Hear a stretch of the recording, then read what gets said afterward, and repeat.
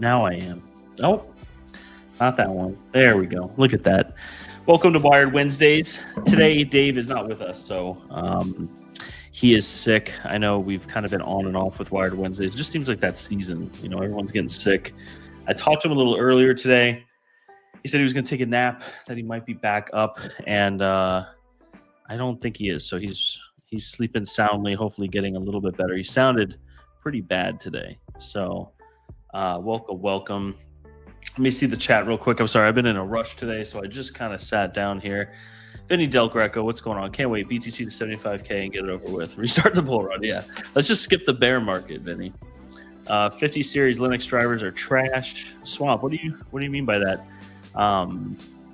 Like are you trying mining with it, or are you doing like AI rentals, or just on your own computer? All set. What's up, man? Travels, what's going on? Toxic Miner, what is going on, everyone? Automatic Beats, welcome. We have some people on YouTube that are still rolling in, and some people on X that are watching. Seems like a lot of people on X have been tuning in, so I have to fix the chat. So if you guys are on X talking, I don't see it. I don't see it. I'm sorry. Actually, I could get the chat up. I might do that in a little bit, but in case I'm ignoring you, that's what it is.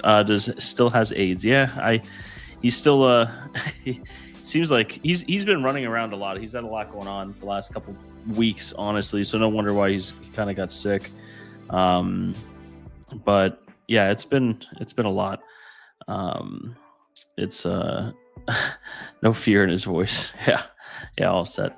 It's yeah, it's been crazy. I mean, over the past year, let me pull this up. I know I don't want to I'm not like a chart guy, you know what I mean? But I know that we're all into the crypto stuff. We all, dabble in the crypto. But where's the show? Yeah, 12% down in 7 days. That's not too bad. That is not too bad. Let's bring up some other stuff here. I'm more of a stock dude. I know the MicroStrategy hasn't been doing too well, Vinny, but it'll bounce, right? It'll bounce. Let me pull up some of these tech stocks real quick. Is this gonna load? Yeah, there we go. Okay. Yeah, so let's compare this with Palantir. Let's do that. Palantir over the last 7 days, or the last week of trading, I guess you could say, is 20%. So it's a lot. It's a lot. Seems like X numbers are inflated from the streams, and I have seen. Yeah, probably. It's it does fluctuate though. It goes up and down. So I don't know how many are actually on it. I have no idea. Swamp 7, 1/3 OpenCL performance on a 5090 to a 4090 and 70 Ti not even detected. Oh geez. I guess that's why I've seen them on Vast. I'll pull that up in a little bit here, but I mean, if there's not drivers for it, then it's not going to be the rental rates will not be that great. It's Northern Crypto and Tech. What's up, man? Going to come down for a 30% pump. Yeah, I mean, I think everyone kind of foreseen the possibility that the markets were going to go down a little bit. I mean, if you zoom out, can I pull up BTC on Yahoo Finance? No, just the ETF. I should be able to pull up BTC. Yeah, here we go. I'm just going to stay on Yahoo Finance. This is, if it loads. My internet's been weird today too. Yeah, I mean, let's see. Can I compare this with? Let me see if I can. You should be able to compare this with the S&P, right? How do I do that on here? I'm not used to the dark mode. I did it for you guys, keeping it nice and not a flashbang. How do I don't know. Oh, it's still loading. Everything is so slow for me. I don't know. Does the stream seem all right for you guys?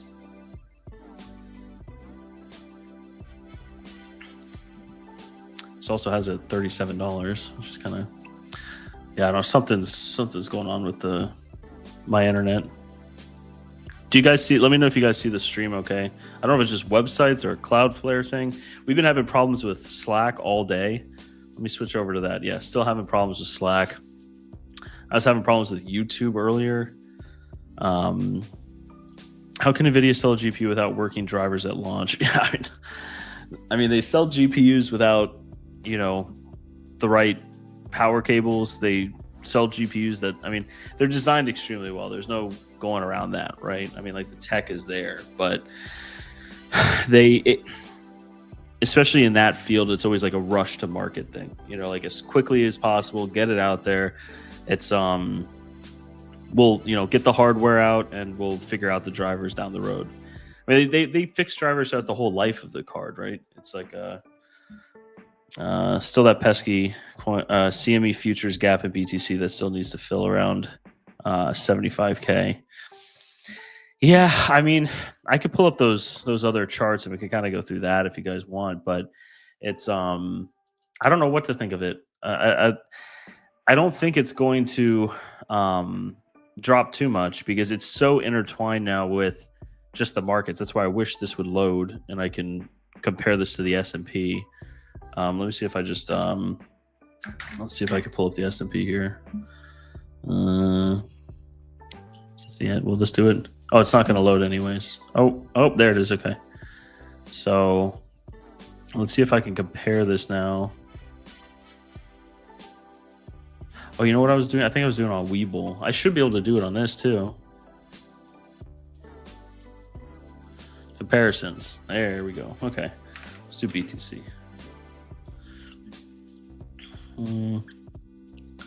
What does this say? Around a day? This is just not loading, guys. All right. Okay. Well, yeah, it's taking a huge dump compared to the S&P, but it's if you look at the tech stocks like Palantir, a lot of the energy stocks, NVIDIA is kind of holding up better than I thought it was going to. But I mean, there's a huge market correction, it seems. Don't forget the China import with no dyes in them. Yeah. S&P is godly compared to BTC. Dial up.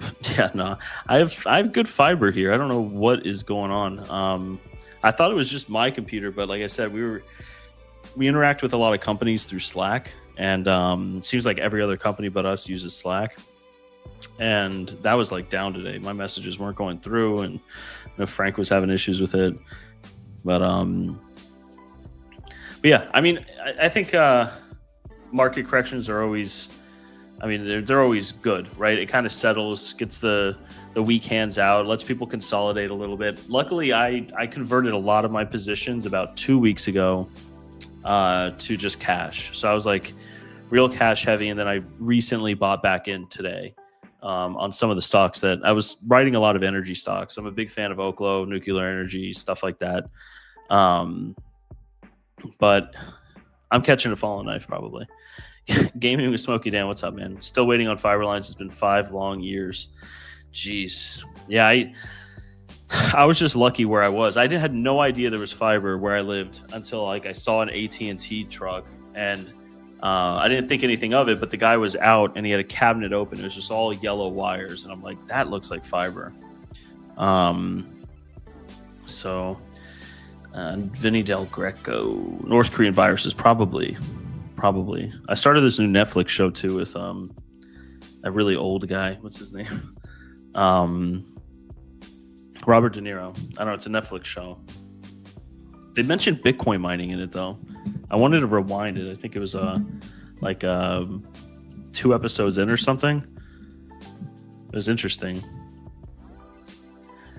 But yeah, no, I know that's kind of like there's a conspiracy out there that these Bitcoin miners have some kind of a 0 day. Yeah, that's it, Vinny. I'm only like 3 episodes in, or last night I got halfway through and passed out. But yeah, I don't know. It's interesting seeing it mentioned more and more in movies and shows and all that kind of stuff. So it's crazy, but on the Terra's front, we don't really see a whole lot of people turning off, which usually in any kind of market correction, it usually shakes people out. But now the miners seem so diversified too. And we talked to a lot of people too. Bitcoin mining has become so I guess industrialized would be the best way to put it. You know, Bitcoin mining makes a ton of sense. Like if you own your own facility, you have multiple megawatts, you have PPAs, and you can actually like because it's easier to do models like that. You know, you can even see kind of what you would make if the the total network hash rate went up this percentage. Like you can run a lot of financial forecasts for that. But when a lot of people come to us, they're like, oh, S21s, I want to get a couple of those. Bitcoin tried and true. I mean, mining Bitcoin as anything under a couple hundred of them, I would feel like is not worth it. It's rough, but I mean, where I'm getting at with that is a lot of our customers are these script miners, a lot of L9s, a lot of other company like AlphaPex and stuff like that. So we've been fortunate with that. Let me pull up this one. I had the charts up last week, and I don't know why I didn't have those up this time. What was that? There it is. Okay, let me log in real quick. Because last time it wasn't exciting. Bitcoin was just hanging around 90 something thousand. Now we can look around here a little bit. Let's see. There we go. I think the fear and greed. I saw a lot of people. That's why I titled this stream "Fear and Greed," is because now there's a lot of fear in the markets. Should it show here? Actually, yeah. Here we go. 10. That's pretty fearful. So, I mean, I don't remember it being that low. Maybe they're using a different kind of API into a different system other than, I think I was using Yahoo Finance for that. I mean, there's a lot of fear everywhere, right? But let's see here. Let's see if we're still in. I'm curious to see if we're still in their price prediction. Or let me do cycle repeat. I mean, their charts are very, actually, yeah, let me go back there. Price prediction. There we go. Do they have it there? Okay. Now we can zoom in a little bit. They have this going all the way out to 2034. Well, yeah. Let's where are we here? 24. I feel like, or no, we're 25. Geez, look at that. Here, let's January 26th. So we're February 26th. We're right here. And we are lower than what this is. That's interesting. Our rainbow HPR. What does that mean? I guess that would be the low. We're still in there, but I don't know. It's so hard to tell. So hard to tell to put any kind of or apply any kind of logic to this stuff. You know what I mean? You can look at charts all day long, but it's I don't know.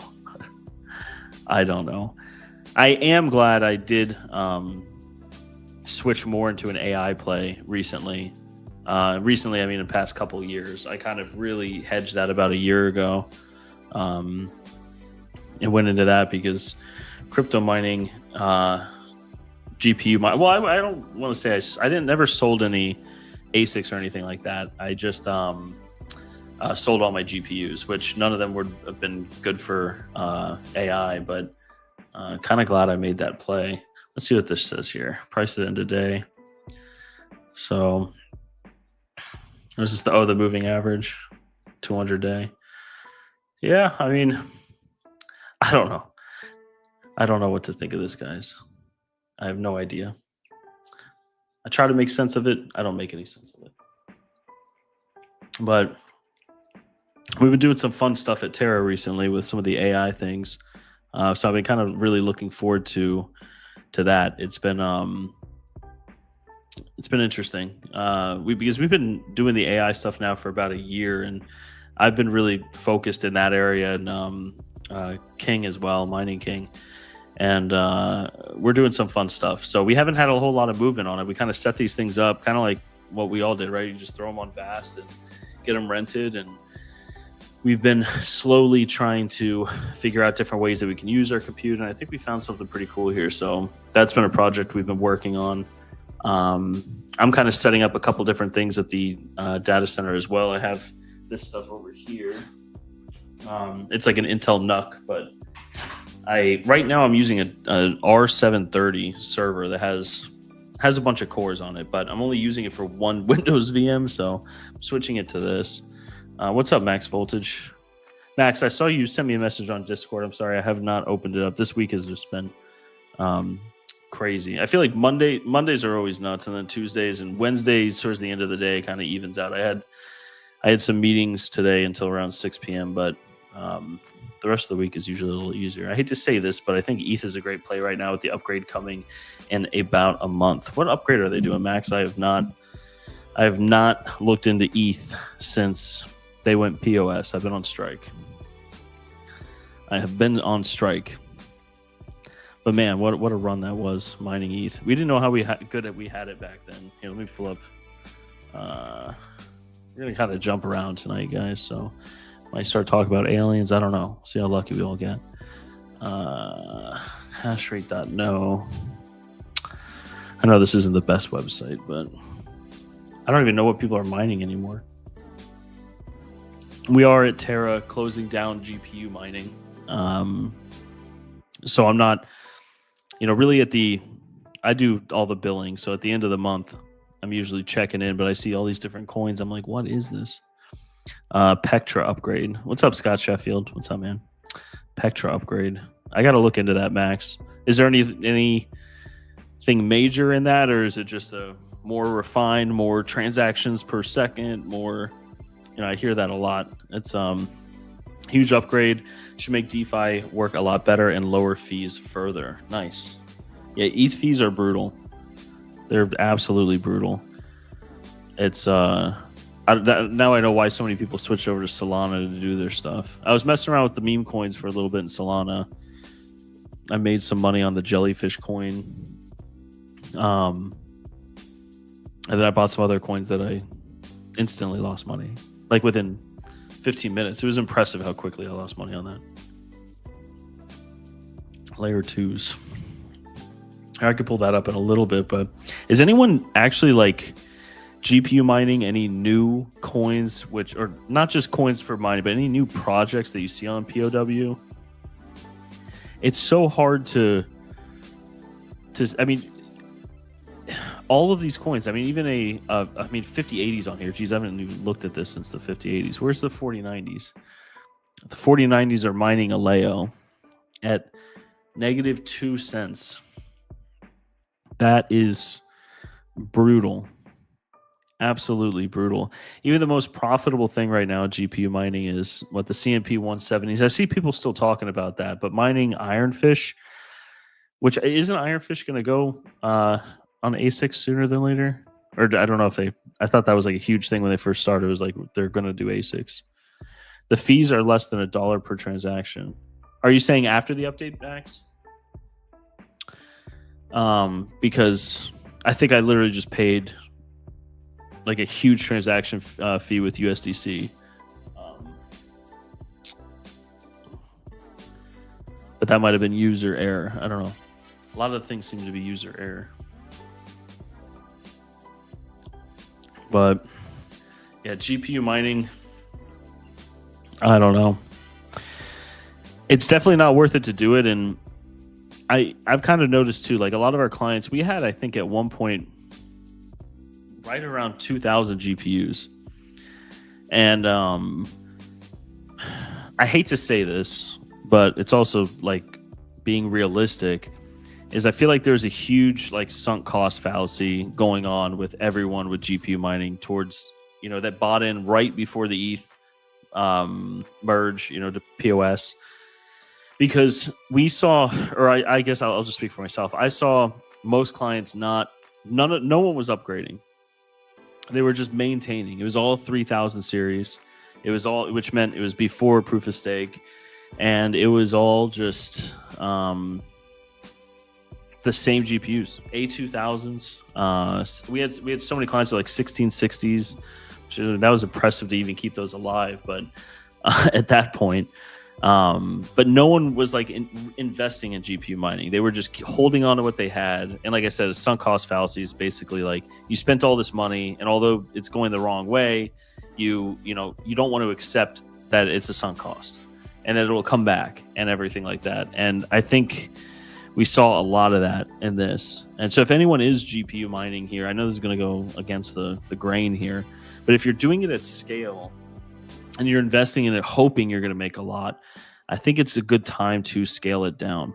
Or, like, I'm probably going to get a lot of flack for that. Or build a machine that has a mixed use purpose, right? That you can switch over to AI. Pick the cards that you're buying that have enough VRAM that'll be utilized for things. But right now, we have a lot of clients still with GPU rigs where it's kind of like, even if you're making 10 cents and you're just hoping that the coin is going to go up. I mean, just 10 cents, you could just, sell the card for just say $100, and then you get was that 1,000 days worth of coin that you can buy right then. It's, I don't know. It's just taking a rest, Patrick Murphy. I hope so, because I love GPU mining. I really do. Like, I was passionate about it. I started GPURisers all because of GPU mining. Like, I was just obsessed with it. And it's just kind of turned into something where it's like you're just eating a lot.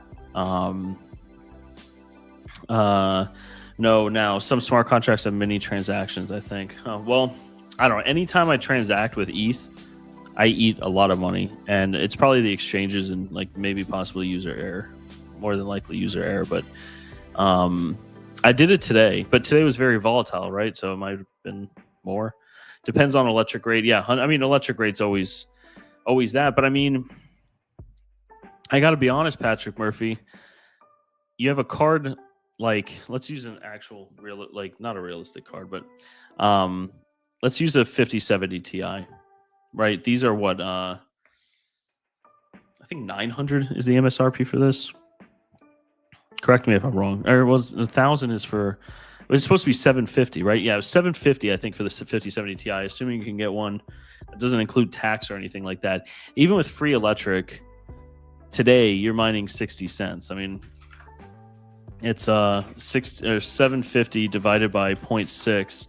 That's 1,250 divided by 365. That's 3.4 years to pay that back. It's yeah, I mean, I'm just running numbers on that, but it's, you could apply that to a lot of these cards. It looks like it's just linear. The 4070 Ti, how much is that? That makes, like 60% of what a 5070 Ti does, and it's probably that percentage of a 5070 Ti in price. I'm just comparing this price to revenue. So it's rough. It's rough. Gaming was smoking. Still GPU mining. Wish was cooler, so could put CPUs back on.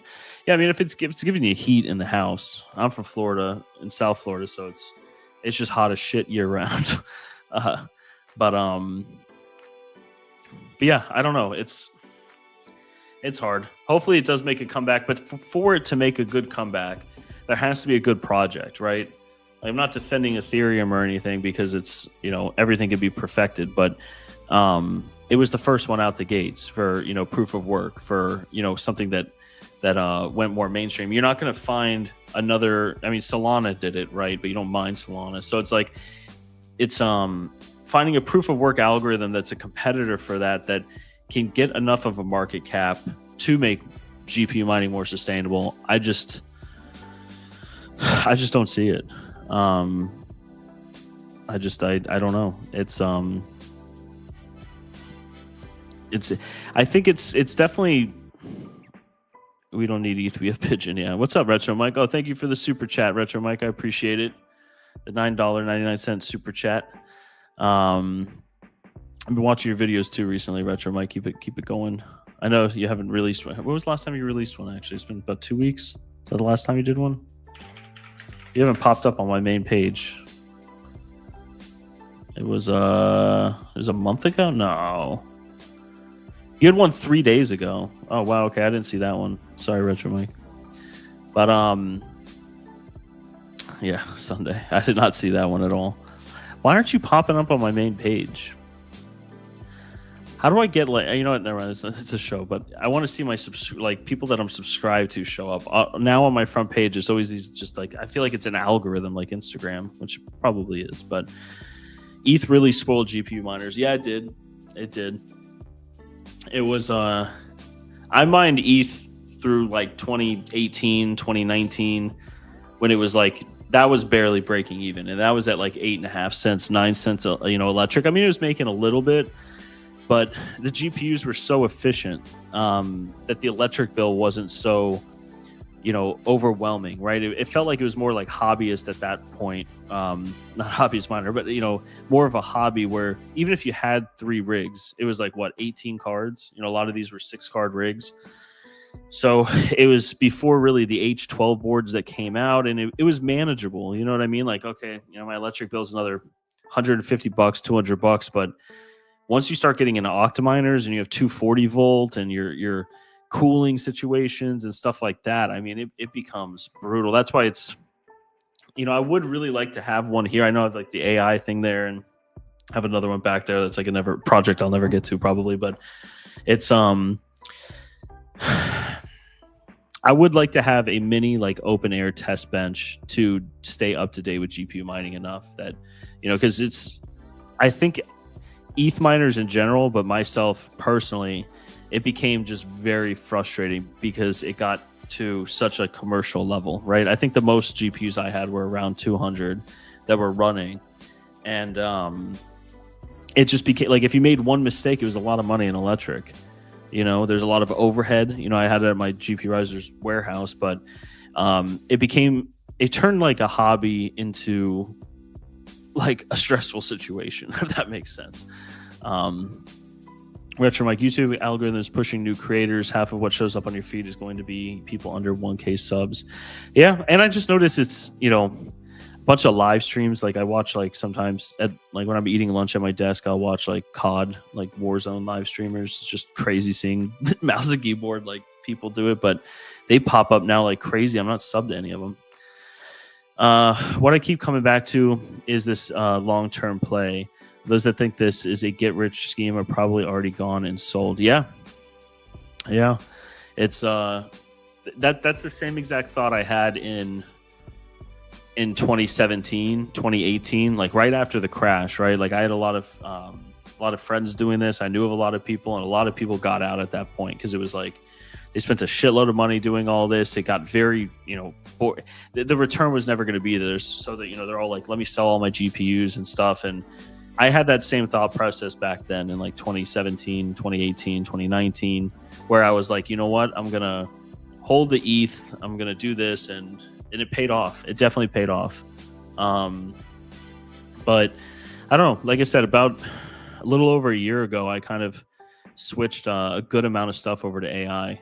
And that was kind of my hedge play where it's like, okay, well, if all this goes to shit, I still have, 4090s that are going, and I'm just going to kind of be out the motherboards, which I already bought, were used, they were already used. So I could always just switch over back to crypto mining, right? Still have the R8s and everything like that.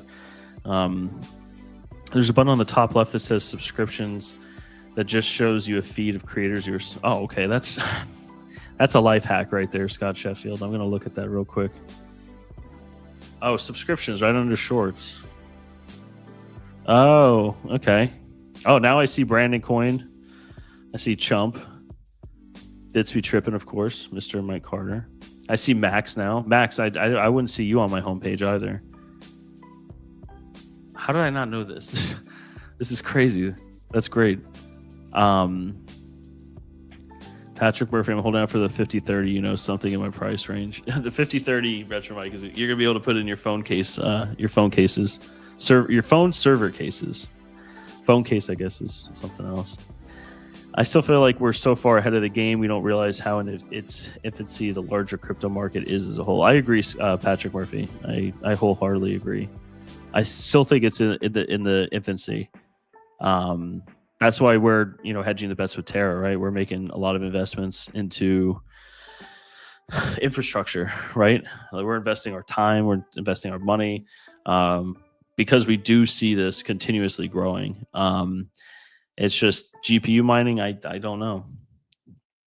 I think doing it as like I said, a hobby. I was actually having a conversation with I don't know if he wants to say who it is, but it was recently about where it's like it's almost I don't know why, But me and this person are kind of alike in this, where we find these hobbies, right? And then we really enjoy it, and then we're like, oh, we can grow this hobby. It's always like, how big can you grow the hobby? You know what I mean? And it always turns into something, it seems, that's like more stressful, right? And I think this happens in any hobby, right? Like if you're a car guy, right? Like I like cars.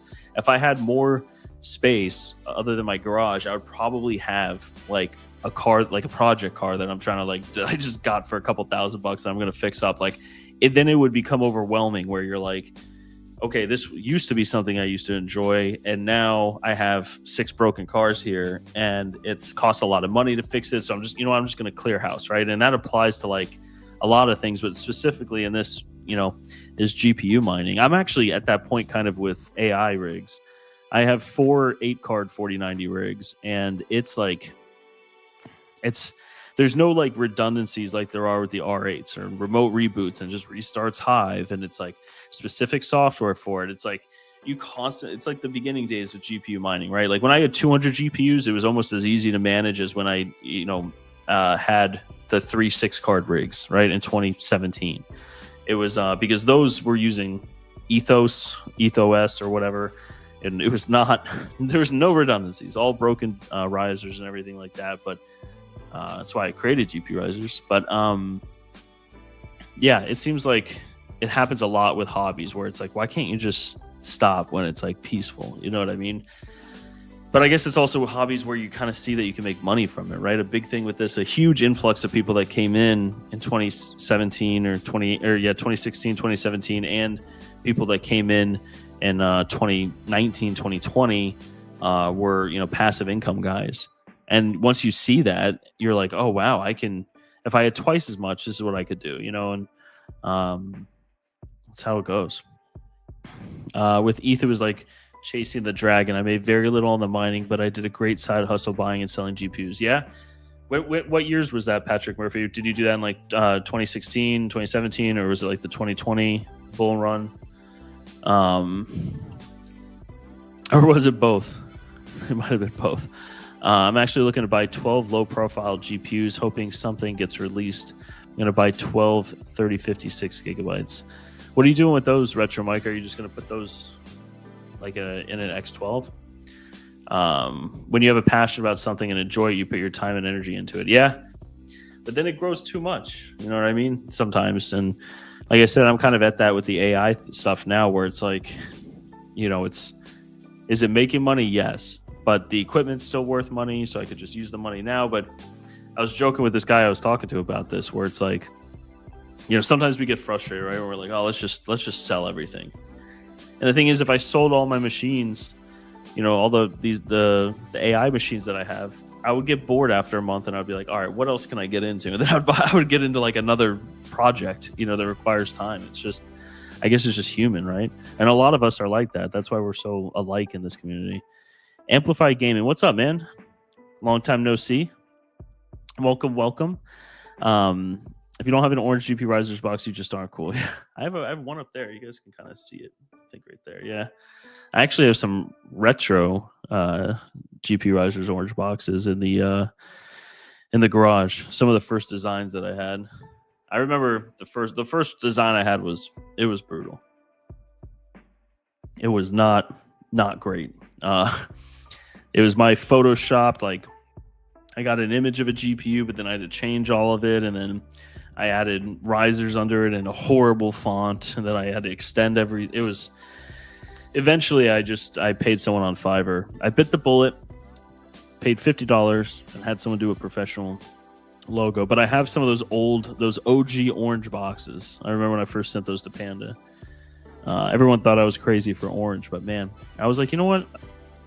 Orange is my favorite color. That's why everything is orange that you see. So I'm gonna make an orange box, and it actually worked from a marketing standpoint, because in all the videos for the YouTubers, you would always see an orange box, right? I should have done bananas though. I was gonna do bananas. The problem is I could buy 3050s brand new for 180, but A2000s are still going for 300 used. Really? What are you using this for, Retro Mike? Is it just like spec mining? low profile form factor open air frame. Yes, those exist, and I have one. Oh, nice, Retro Mike. You should post a picture on X about it, or do you have it in one of your videos? I haven't seen a low pro. Actually, maybe I have. It's not one of the phone ones, or maybe it looks like a phone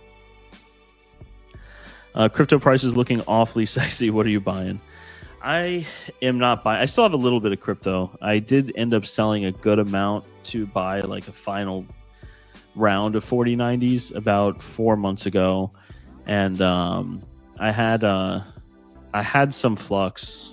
About 2 weeks ago, I sold the flux for Bitcoin, and which is kind of nice because I held flux for so long, and I still believe in the project. I really like the guys that are running it. I like that, I know they're not perfect, no project's perfect, but I do appreciate transparency. And even though it's sometimes very emotional, I would say on their end, it is a breath of fresh air having like faces to this stuff. You know what I mean? There's a lot of projects out there that I feel don't have transparency. I mean, I think we all know that in the crypto world, right?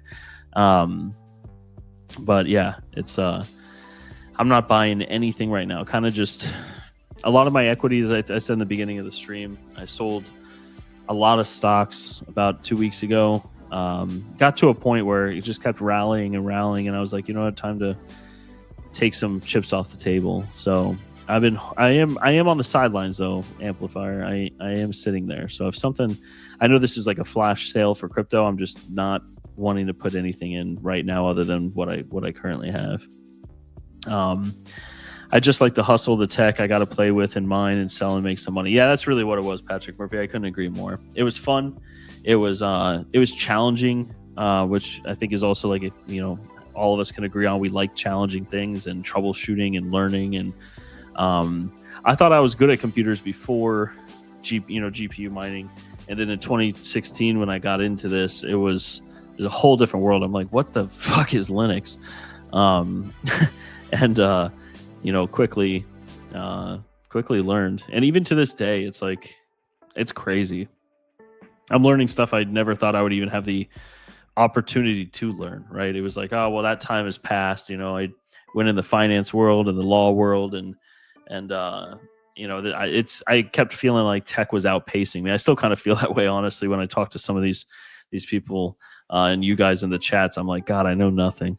But yeah, even these little projects here, and I was talking with a Mining Kiing today. We're setting up a fully redundant server, which is pretty neat. It's basically 4 servers. Retro Mike, I know you're gonna know this one.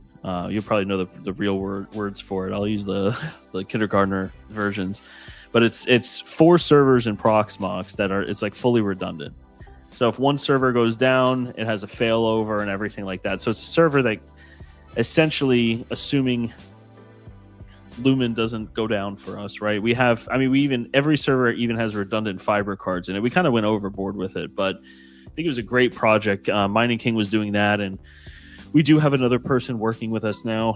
I'm not going to name him on here, but he's not in the crypto community or anything. He's actually local down here to us, which is cool. But he's been working under Mining Kiing, and they've been working together on this project. So we have something really cool coming for you guys. It's mainly geared. It's for us and Terra clients, but we're looking into possibly adding some other stuff to it. We have to figure that part out. But yeah, we're gonna be running it on this server, and it's very, very cool. Do you like oranges too? I love oranges. Scotch. Oranges are my favorite fruit, hands down. I grew up on it. We had orange trees at my house when I was a kid, but the government came in and forced us to chop them down for some virus or something. I don't know, but I grew up with them. I think Chump just broke down an X12 with A2000s. He might make you a deal if you get a lot. Yeah, if only you watch my videos. I did. I must have not seen that one. Your videos that I've seen, it just shows the phone case things, but maybe I just mistook it for that. YouTube videos, yeah. I did not watch the last one, but now I know to have subscriptions enabled, because if I showed you guys my main page, there's like videos about, space, there's podcasts, like it's just, you just get stuck in the algorithm. But every so often I'll go in there and search people manually. Flux is a long-term hold for me. I think so. I agree, Patrick Murphy. I did, like I said, I sold out of it recently, a couple weeks ago. Or was it a couple? It might have been a month or two now. I don't know. But yeah, no, I think Flux is it's a good project. The only thing I'm kind of worried about with Flux is they have so much going on at all times that it's almost like overwhelming. But it's kind of like laying down the foundation, right, for the project. I feel like they had to do a complete 180 with proof of useful work. I think that kind of hit the project pretty hard, where it was like, that's when all the AI platforms started getting a little more popular, the GPU rental platforms, and they were like, we got to switch over to this, right? So now they're kind of playing catch up, I would say. But yeah, just because I sold the Flux doesn't mean I'm not buying back into it. Actually, it might be a good time to do it right now. What is Flux trading at? 36 cents. Yeah. I sold it at around right in the 50-cent range. Yeah, maybe I should buy back. Here, let me switch over to CoinMarketCap. There we go. While I'm checking up on this. I can ping him, but he's probably better off selling them on eBay and getting top dollar. I do.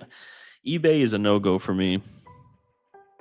I was talking to someone today actually about eBay, because he has a eBay store. He's like, oh, you should sell these on eBay, and specifically the 4090s, right? They're going for so much. And I was like, I don't know. I keep getting like scammed on eBay constantly. And he's like, oh, I've never gotten anything. I have thousands of reviews. And I sent him a screenshot today. I sold a 5700G AMD processor that I had running in one of my Unraid servers in the garage, and is in November, and the guy just did a not authorized charge, and it's just like, God, like, always something. That's why I just always sell local now. Honestly, it's like, just say it's $1,000 card and it's going for $1,000 on eBay. I sell it local for $750. Just give me cash or crypto. Usually it's just cash, but I do not want to deal with eBay. It's good for collectibles and stuff like that, but man, I get screwed so on electronics, just so much. GPURisers, maybe buy back into Flux and get a Cumulus node right now for $300. Can put it into some tight nodes until Cumulus nodes become more profitable. 3 cents right now with $5 a month Terra Hosting. Yeah, I didn't realize they weren't profitable at $5 a month.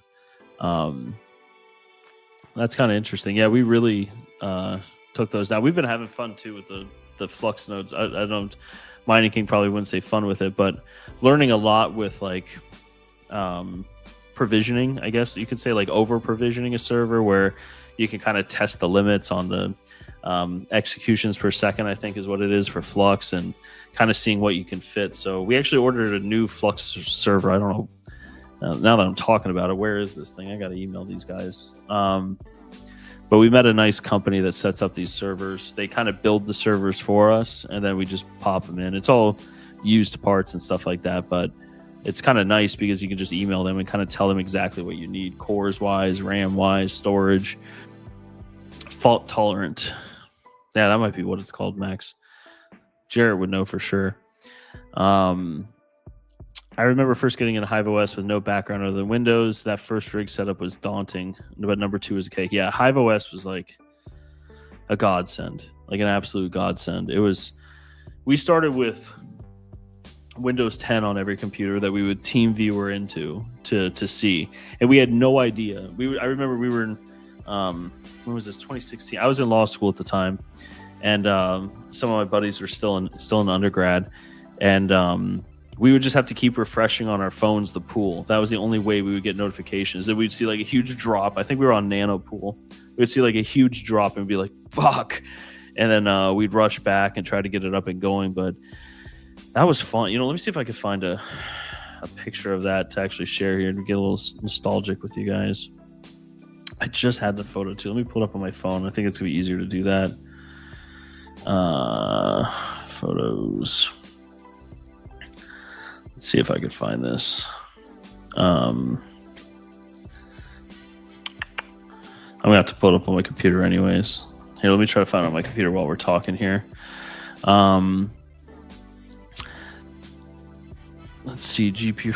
What is this? I expect to see your disaster recovery and business continuity plan. Yeah, it's.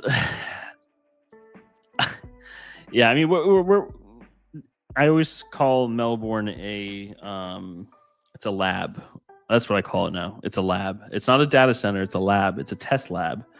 That's what we use it for. But yeah, it's. Tell us more. Come on. It's just. Oh well. Are you talking about what we're doing? Yeah, I can mention it. We're gonna post something about it soon. But we recently got a developer on board. He's not full time. We basically paid him for a project, and then we have like an hourly, or not hourly, but like a monthly retainer style thing. I think that's pretty common in the developmental industry world, or software engineering, or whatever it is. But it's a portal for clients. That's really what it is. But we're growing it into something much larger than that, which is really cool. But we're gonna have a lot of cool tech in it. It's not just gonna be like, oh, cool, here's a nice shiny portal where you can go pay your bill. You know what I mean? It's like, it's going to be a lot more than that. It's we're going to have an app, like a standalone app for it on your phone. I think just iPhone to start, and then Android. I think the Apple iPhone is the really difficult one.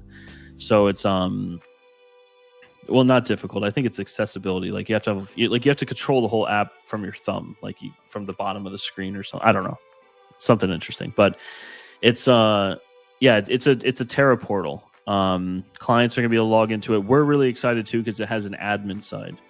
But there's gonna be a lot of inner connectivity with a lot of our systems on it.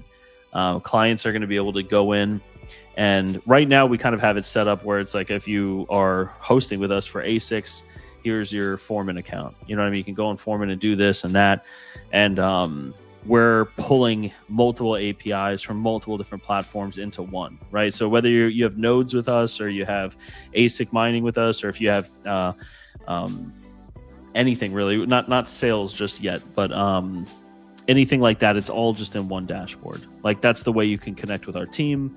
There's going to be a live chat. There's also going to be the ticketing system is going to be a lot better. I feel like, not just me, but the whole team, like, we love the idea of the Discord tickets, right? Because it was like, you open a ticket and everyone's there, right? Like, anyone can respond to it. Now it's like, we switched over to this form where it's like, hey guys, fill out this form. And it's like, we hated that about other companies. And that's something we didn't want to do, but it's something we had to do because of just the volume and keeping track of everything, right? We can't just keep checking Discord chats and try to do it through that. We have to have, proper, systems in place to see like the history of repairs, histories of support tickets and all that. So this is going to have a lot of cool stuff. It's been I would probably say in development now for about 3 months. But a lot of that also is on the back end for us, right? Like, we have a lot of systems that clients don't use, right? For our AI stuff and all that kind of stuff. But now clients with Terra won't have to interact with Foreman. They won't have to interact with emails and be on the lookout for, bills. They also won't have to, they can see the status of their nodes and everything like that through the portal. If they want to contact our team, like I said, it's almost like a Discord ticket where during normal operating hours and even a little bit later, because we're all on kind of different schedules, there's like live chats there. You're going to be able to see a history of all your repairs, and I could go into it for a while. We've been working on this for a long time, but we do have some cool stuff where, we're going to be incentivizing people to log in, maybe get some kind of rewards for, a certain amount of logins every month, and apply those awards, or rewards. So yeah, I mean, there's a lot of cool stuff. We're pumped for it. All right, let me see if I could find these pictures here. I don't know if I shared these photos. When did we get into this? Oh, yeah, here we go. Here's one of them. Let's see if I can. Oh yeah, you guys are gonna love this. This is professional right here. This was a couple months in. Here we go. Look how beautiful this is. Here, let me. But yeah, it's going to be a really cool system. Like I said, one-stop shop for Terra. Like whatever you need, you go to our portal and it's there. You don't need to worry about usernames and logins for anything else. It's all pulled there, which in turn, if it's more organized for you guys, it'll be more organized for us. And we are going to have some cool stuff there. So I can't talk too much about it, but we will have a custom language model, maybe, that's trained on Terra stuff. And I don't know. Who knows? Be very cool. I know that would be cool if that was something, if that were to happen. Not saying it is or isn't, or might not be. I don't know. But it would be cool. It would be cool if that was possible. I tried Hobbyist back and forth several times for 5 years before I finally switched to it. Kept finding it too confusing and overcomplicated. Went back to Windows. I felt the opposite, Retro Mike. I thought Hive was a godsend. There's always something new, it seems like, and not have a lot of foundational things. I think I was emotionally and mentally and physically scarred from ETH-OS. That's what was running on this here. On this beautiful machine that we have here. If anyone's asking, yes, we had many shorts and electrical issues. There was a metal rack on carpet, and then we just had everything zip tied to the metal rack. There was one time where I grabbed. This was when we had the. This is like the not the first rendition, because we started with the 1060s on the top left here, but we eventually had a cooler that we cut out for an S9 on here, and had it routed out the. It was we had air coming in through the window, and through the cooler, and then out through the window, and this was like in an apartment.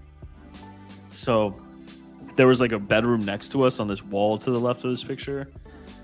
But luckily there wasn't too much sound at the exhaust, but it was a trip. Definitely a trip. It was but yeah, with the S9 on it, the only outlet that worked in the apartment was the dryer outlet. We had a 20 amp on that. So we connected that, and there was one time where I like held on to the one railing, and I don't know what was touching it, but you could feel like the heat going all throughout your arm. And learned those lessons early on. As soon as I had 5 cards, I had to make a rig. I only had 2 towers and 2 GPUs, and both on Windows. Yeah, we started with that too. We just had them in computers, and then we're like, oh, we could just put these on risers and zip tie it to a shelf. That was a problem I have always had with my wife, used parts. Terra Hosting expansion into different types of nodes when? I don't think anytime soon. Honestly, I like to be honest with you guys. The Flux nodes we have down pat pretty well. But what we've been focusing on, at least on the operational side, me and Frank, is, and a lot with Jared, is like, how do you scale it? If something's not efficient now and you have twice as much of it, it's going to be horrible, right? It's too much. Right now, every node is manually made. Someone buys a node, checkouts, $5 Cumulus node. Mining Kiing goes in and he makes the nodes manually. Where now we're exploring actual data center software. Where Retro Mike, you know this a lot more too. So correct me if I'm just this is like kindergarten level, but I'm learning. I love this stuff. But it's basically software. I guess you could say it's almost like not Hive OS. It's like Foreman, where it scans the network, right?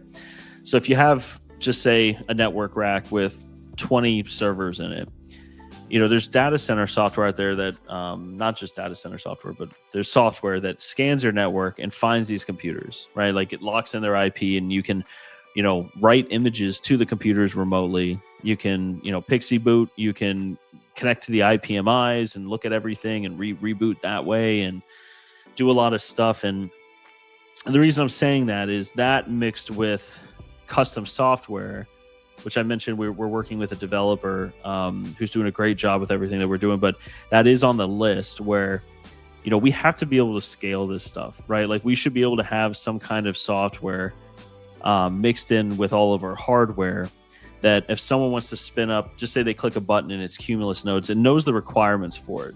Scans the whole network to see what available resources we have, and it creates a VM where availability is.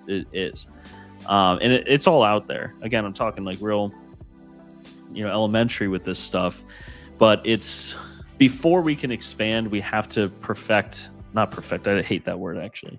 We have to streamline a lot of our processes as a company. A lot of problems occur when you're expanding too quick and you're not, you know, fine tuning your processes. And that's a lot of what I do is operations, right? Like every time I look at something, I'm like, how can we make this easier?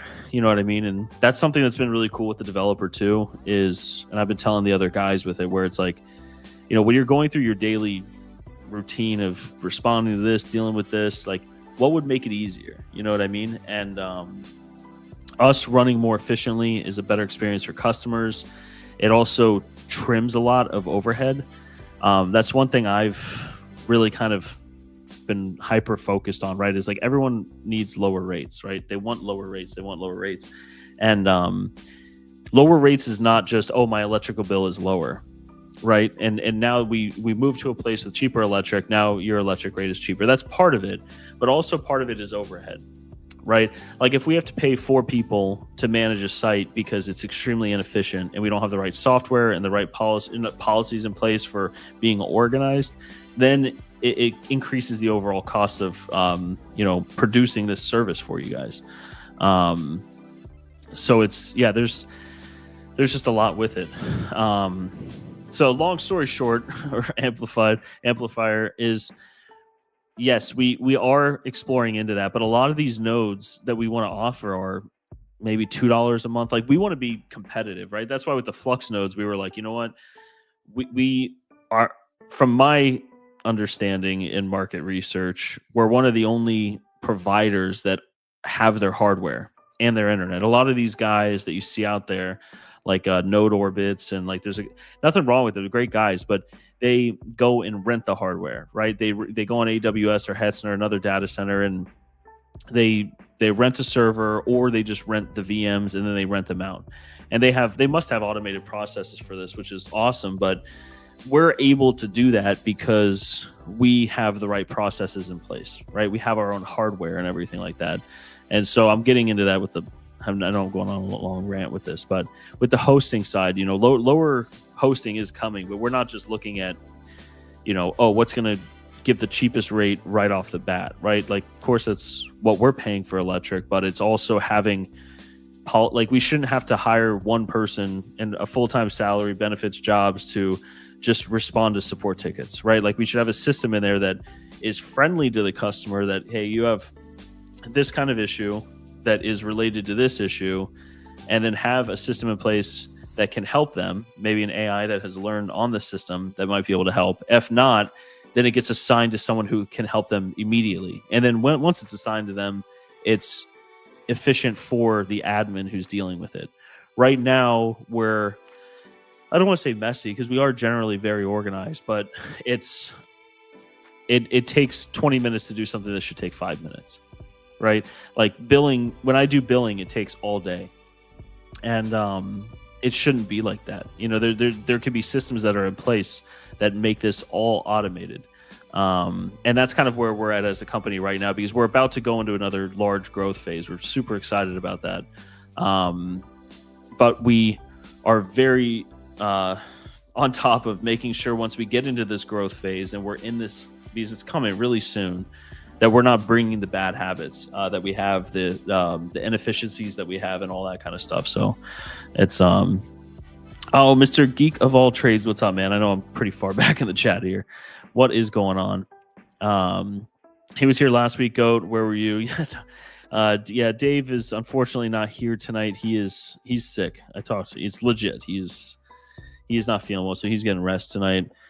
I told him to don't stress it, man. It's not worth the stress. When you get more stress, you don't recover. I still use that shelf Costco special. Yeah, I actually, Max, I don't use these shelves anymore. I have a bone to pick with these shelves after so many years with the GPURisers warehouse.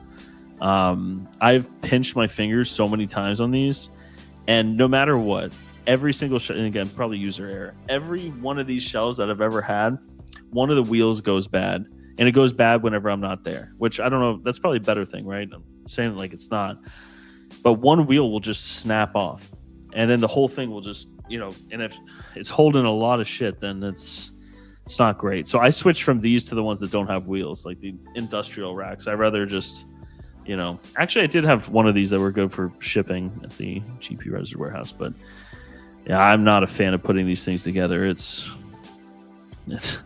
Turtle Tech. What's up, man? Thanks for joining. No automation on the nodes must be lethal. Yes, it is. Very lethal. It was a huge pain in the beginning. So it's like, that's been like a big learning thing for us too, right? Like we're all learning. Everyone in the company is learning, and we're just fine tuning everything. But I do the finance and operations. And so when we buy one of these servers that are thousands of dollars for these dual epic servers, it's like my big thing is how many nodes can we shove on this thing, right? And just say we have 200 nodes on a single server. Then you have to look at the return on that, right? 200 nodes on a, cumulus nodes on a server would bring in what, $1,000 a month, right? So if it's a $10,000 server, you have a 10-month return. Electric's not really that whole big of a deal on this. It doesn't create a whole lot on the HVAC system and the power usage. I mean, just say, $40 a month for that. It's de minimis compared to a lot of the other stuff. So, but those 200 nodes is Mining Kiing doing each one. And yeah, you can have a couple going at once and stuff like that, but each one is manually done. And then we also want to have a system where we can monitor all of them, right? That pulls the data from the actual node itself. And we have our own custom list. Hey, this one's online. This one's in DOS. Do they call it DOS? Is it, I don't know, whenever the node's like failing or having issues, like we need systems like that. So what do? Do we spend 10 grand on more Flux node servers and keep growing a service that's not up to par and something that's not scalable? Or do we spend that 10 grand and we invest it in a developer to build custom suit to us? Because that's one thing I think a lot of us can relate here, right? Is it's like, this is not a normal industry, right? Like if we wanted to go and have a task management software, right, and we went on Salesforce or something like that, it's it doesn't fit this model. It's such a weird model. Like and that's a huge problem that we've been having. So that's why eventually we were like, you know what, we're just gonna, instead of growing the AI side, instead of growing the hosting side further, we're going to take some funds and we're going to put it into development, right? Because development takes months and months to do. So luckily about, I want to say in December, we pulled the trigger, early December, and we will have a launch before Mining Disrupt. So if you are going to Mining Disrupt, you will see what we've been working on at Mining Disrupt. We're going to have live demos of it, and we'll probably be rolling it out either that, probably not that week, but we'll probably be rolling it out the week after because we're going to be slammed that week with everything. But yeah, Amplifier, it's lethal, it's brutal, it's all the words. Even I use management software for deployments at home, and I'm not running a business. Yeah, Retro Mike, imagine. Yeah, we've that's why we're changing a lot of the way that we do the AI stuff. It's no longer going to be all these just bare metal machines. And then you just keep track of it, right? Like I can't tell you how many Excel docs we have to keep things organized. And like I said, luckily we have a good team. Like we really are blessed with the team that we have. We're all hard workers, and we all, kind of align in different roles in the company. But the way it is now, it's just a bunch of computers basically everywhere. And so instead of growing that, like I said, a minute ago, instead of being like, oh, let's put this much money back into AI or let's do this. No, let's make these systems better, right? Let's do it the right way. And it has been paying off for us a lot. We completely redid, even our foreman, we redid. We did just everything. Just ask Copilot. It gives you all the answers. Yeah. You know what bugs me about Copilot? And it might be user error. It seems like that's a recurring thing here. But I wanted to be able to just read all the crap on my computer. I was talking to Frank today. He said the NVIDIA one does that.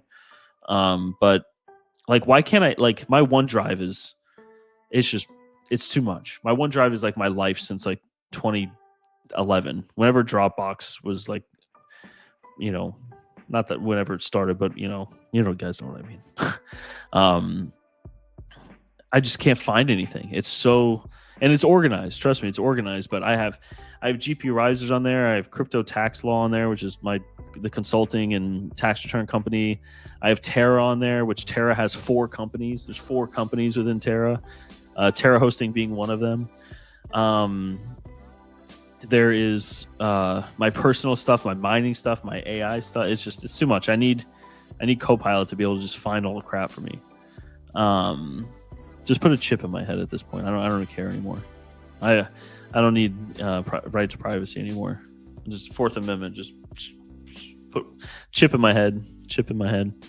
Copilot can optimize your spreadsheets and automate the daily processes, and Microsoft is definitely not spying on everything you do with it, even when it's not activated or licensed. Yeah, no, Microsoft would never do something so crazy like that. It's a feature. We take periodic screenshots for your protection. Yeah, I don't even care anymore. That's the thing. I don't even care. It's you know what? One thing I learned in law. I mean, I learned a couple things, but one thing that I actually liked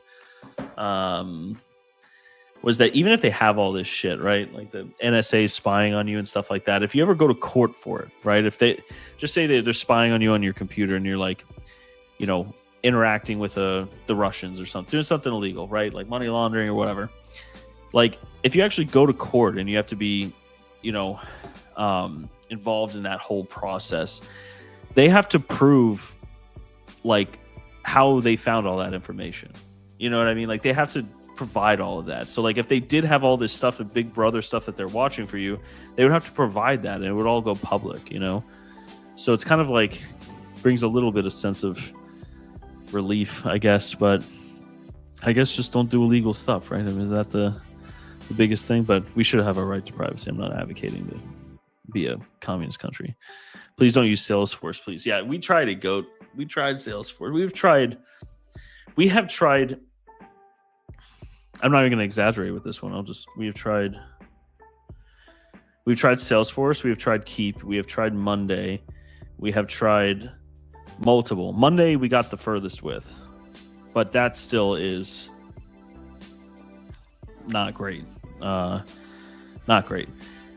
Now, with this portal, it is kind of our CRM, right? Like, everything is going to be all in one. We're going to be able to see on the admin side, like, everything, right? Like, this client has these services. Are they on Foreman? Are they on our email list? Do they have a portal account? Do they have we use a backend system called Recurly for the nodes subscriptions. Do they have a Recurly account? We'll be able to see a lot. So we kind of ditched the traditional CRM route, doing it like that, which is like, all of us are like thanking God for that, because that was a huge problem. You do anything in Salesforce with enough time and money, yeah. That's the thing, is it's like, we do have a sales funnel, right? Like Mike Hawk Crypto, he does all the sales. He does all the customer relations and all of that. So a program like that would be good. However, we don't have, like, it's not like these long-term leads things, right? Like, we're not a company where Mike's going to be like, oh, you know what? Now I have this person in my fancy CRM. I haven't talked to them in two months. I'm going to call them and follow up with them, right? Like, maybe an email or something, but we're not a sales company. You know what I mean? Like, it's something that we do just to facilitate make it easy for US people to purchase ASICs that aren't afraid. We charge a little bit of a premium on ASICs, which we're still way cheaper than all these other resellers out there. But the premium that we're charging is very minimal, I can tell you that. But it basically is just insurance, right, for the customer. Whereas, like, if they ordered an ASIC and they didn't get it, they have a US company. You have me on YouTube talking. Like, you have people, that are running this company that that you see online. And I'm an attorney, so I'm not going to lose my bar license over a Bitcoin miner. You know what I mean? It's like that insurance that you're paying, which we all kind of agreed in the beginning we would pay, which again is, I'm going to say a couple percent. That's the price difference. It is not as much as a lot of you guys think, unless you're going to like the big name guys that have very large markups. They probably do pretty well. Salesforce earnings say otherwise. I'm convinced these CRMs just have a lot of companies that don't use them to their full extent. Like I can't tell you how many times I've looked at our statements, like our company statements, like credit card statements, and it's like, oh shit, we forgot to cancel Monday, or oh shit, we're still paying for Salesforce, and it's always these like obscene lump sum amounts. And I think it's people jumping to it, constantly trying to find something, which, man, if you're a large company like that big, like just make your own CRM, hire a developer, a couple devs, and just make your own stuff, right? Like that's the way to do it. OneDrive is my life database. Yeah, Retro Mike, I'm the same way. Like, if anything ever happened to my OneDrive, I do back up my OneDrive physically. I know that's not really needed, but I have everything dating back to 2010 in there. So 15 years. Jesus. Are you using Copilot Pro or M65 Copilot? If you're in M65, start moving data to SharePoint and Copilot. You can see it all easier, as flat as possible. Start moving data to SharePoint and I wish I knew what that meant, GOAT. I know those words. I do know SharePoint. I know that that's kind of like their back end, right? It's I got to figure this stuff out. Because it's just becoming too much.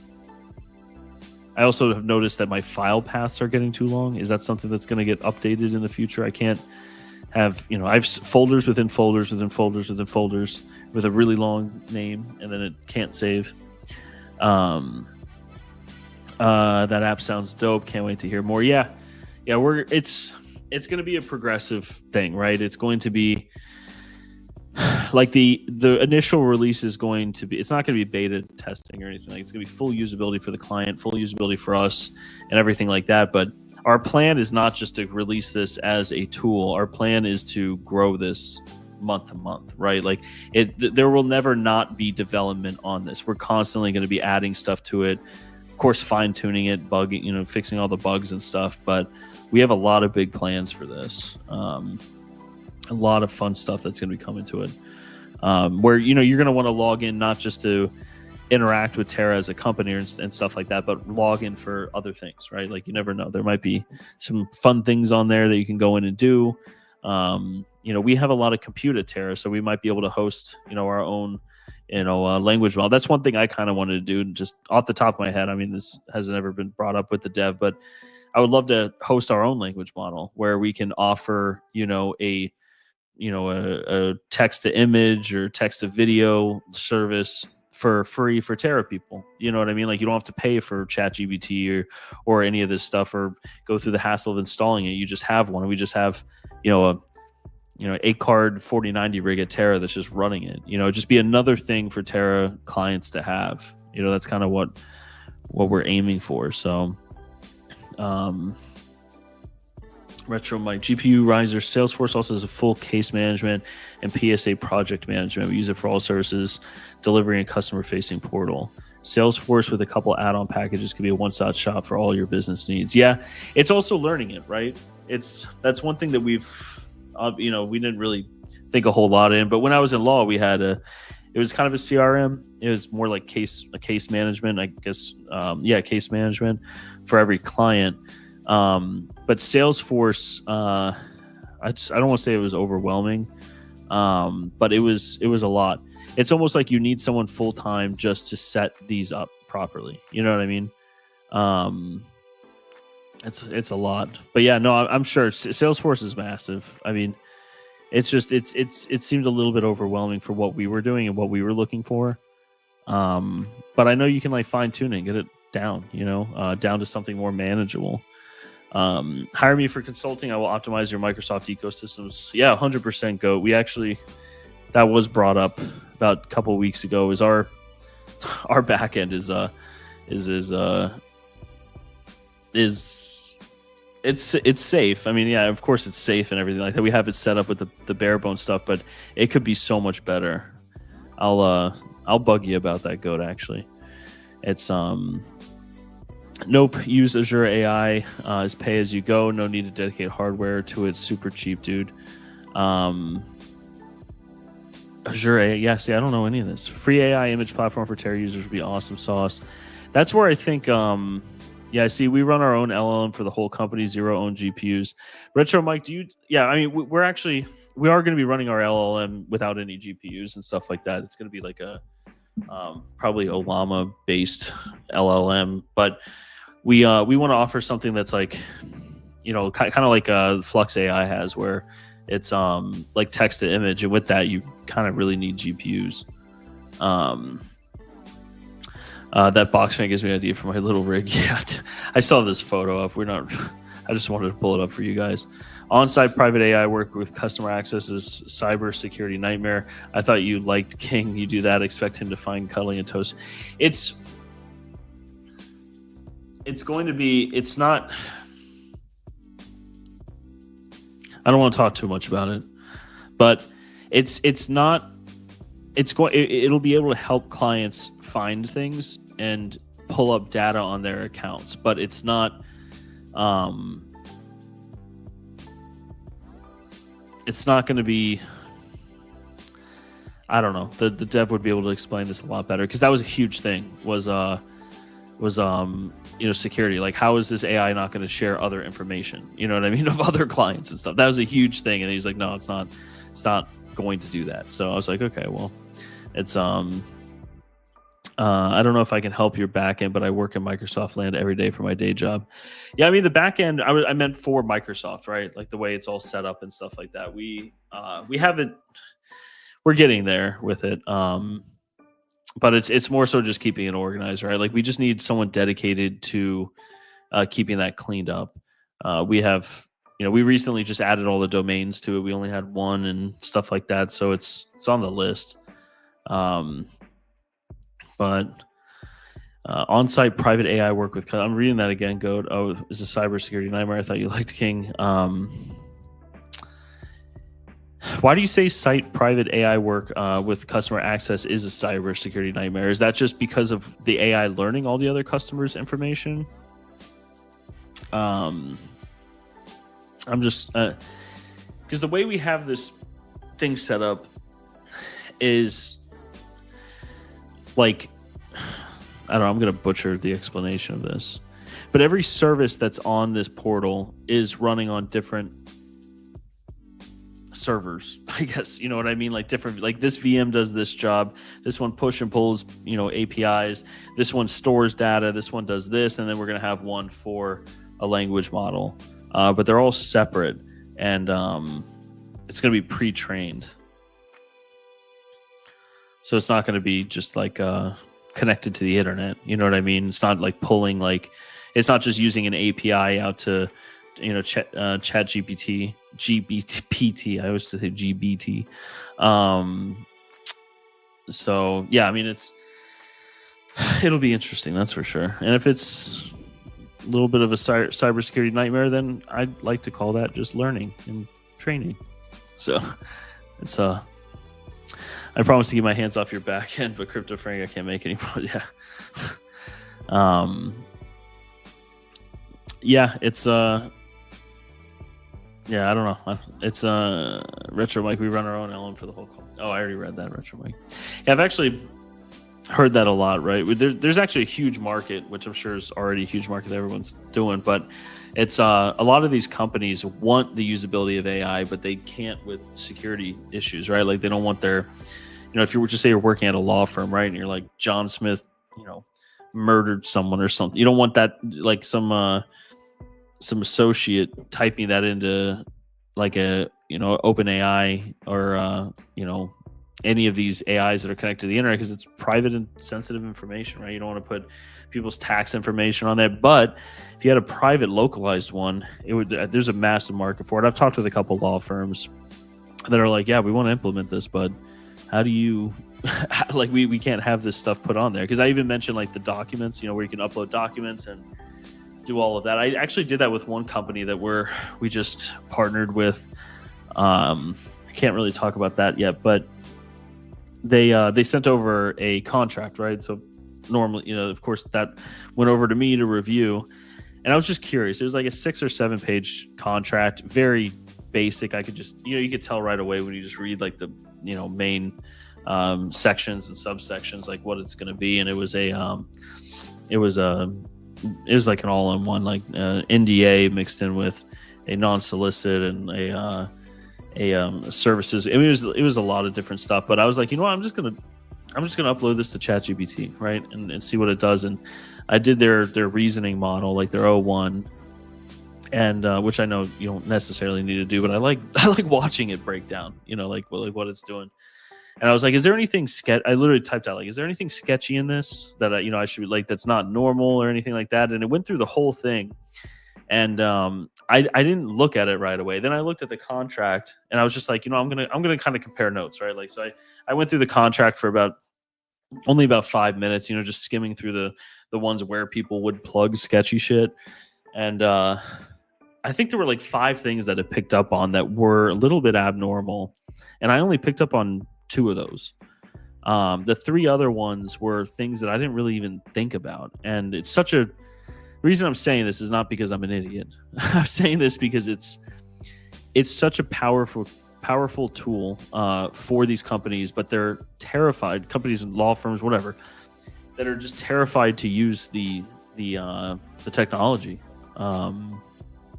So localized AI is, I guess it should be readily available, right? It's definitely there. It's just it's obviously not marketed to the legal side. So if anyone wants to make money on making servers preloaded with pre-trained models that aren't connected to the internet, but have every law firm with it, if you make a shitload of money, then market to lawyers. I don't know if I can help your back. Oh, God, I'm all over the place. Keep the LLM isolated from all customer data inside your network. Yeah, the LLM is going to be on its own. It's going to be on its own server, its own network for the most part. Actually, it's not even going to be. Actually, no, the LLM is not going to be in our network. It's not going to be at Terra at all. We're self-hosting all of our other stuff because we're a data center company, right? Like, we want to. It's something we want to do, but he will secure your entire network in exchange for phone miners. Let's talk at Mining Disrupt. We can also run assessments for companies that want to run their own private LLM. We can talk about some options and ongoing security. Yeah, hell yeah. Let's do that, Retro Mike.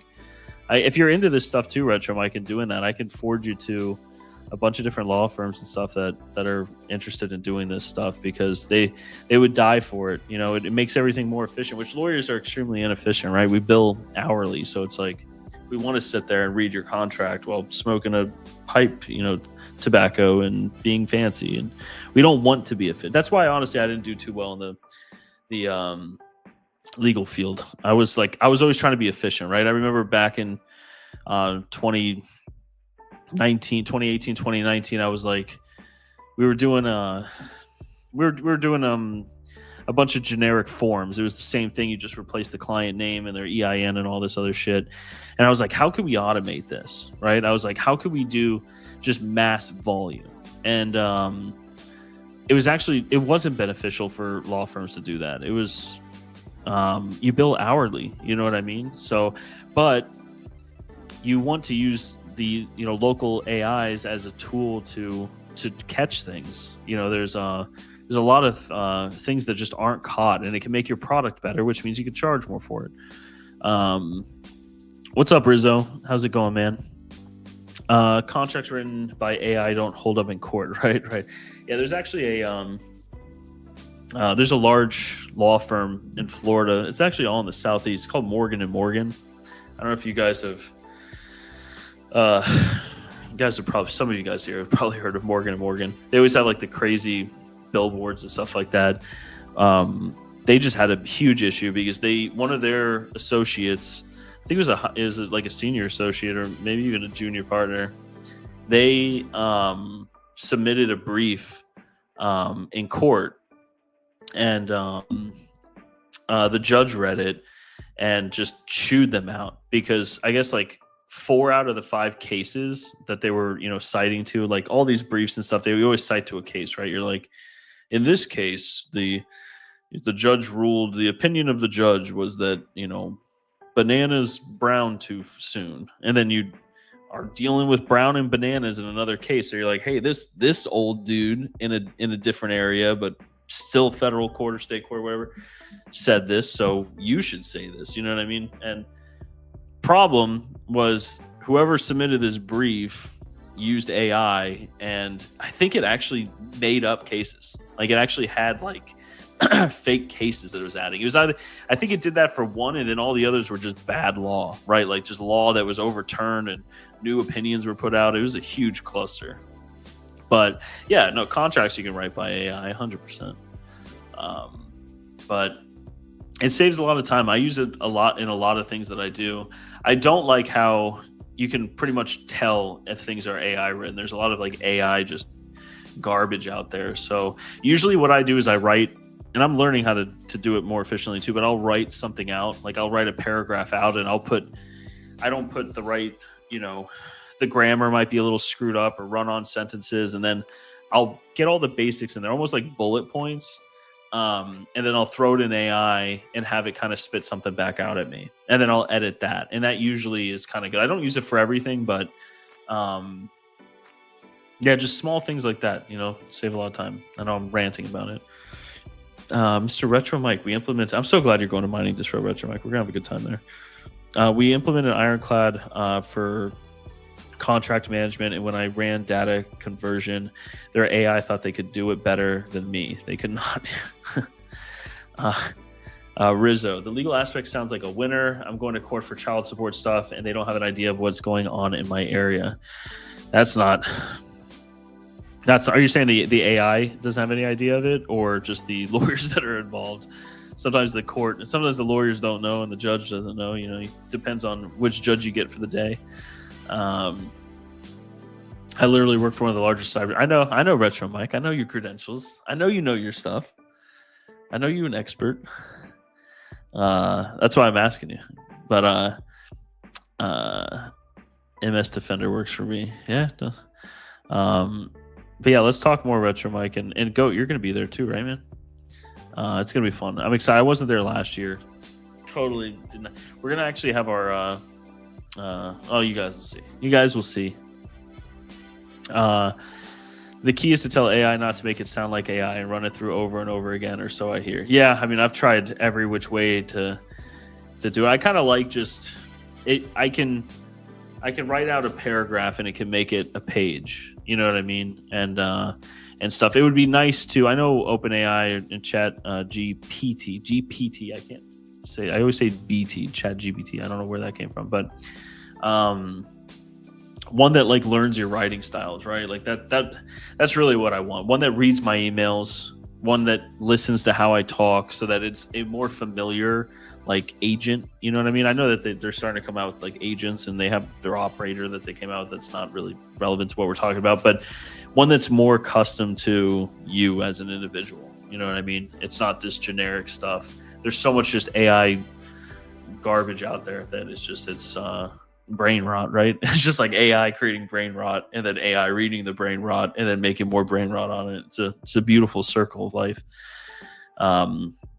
Anyone know what gold shell miners pop up as in the Wi-Fi? I have no idea, Amplify Gaming, but I'm sure someone here does.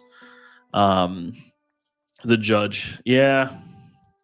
The problem with judges is, I mean, some of them are. I mean, they have a lot of them have a lot of good experience, but a lot of them oversee many different areas of law, and they see a lot of different things. And it's if you don't get the right one, I mean, like, what sucks about judges is, like, you don't know if right before that dude or woman left their house, they got in a fight with their spouse, right? Like, they might just be having a shitty fucking day.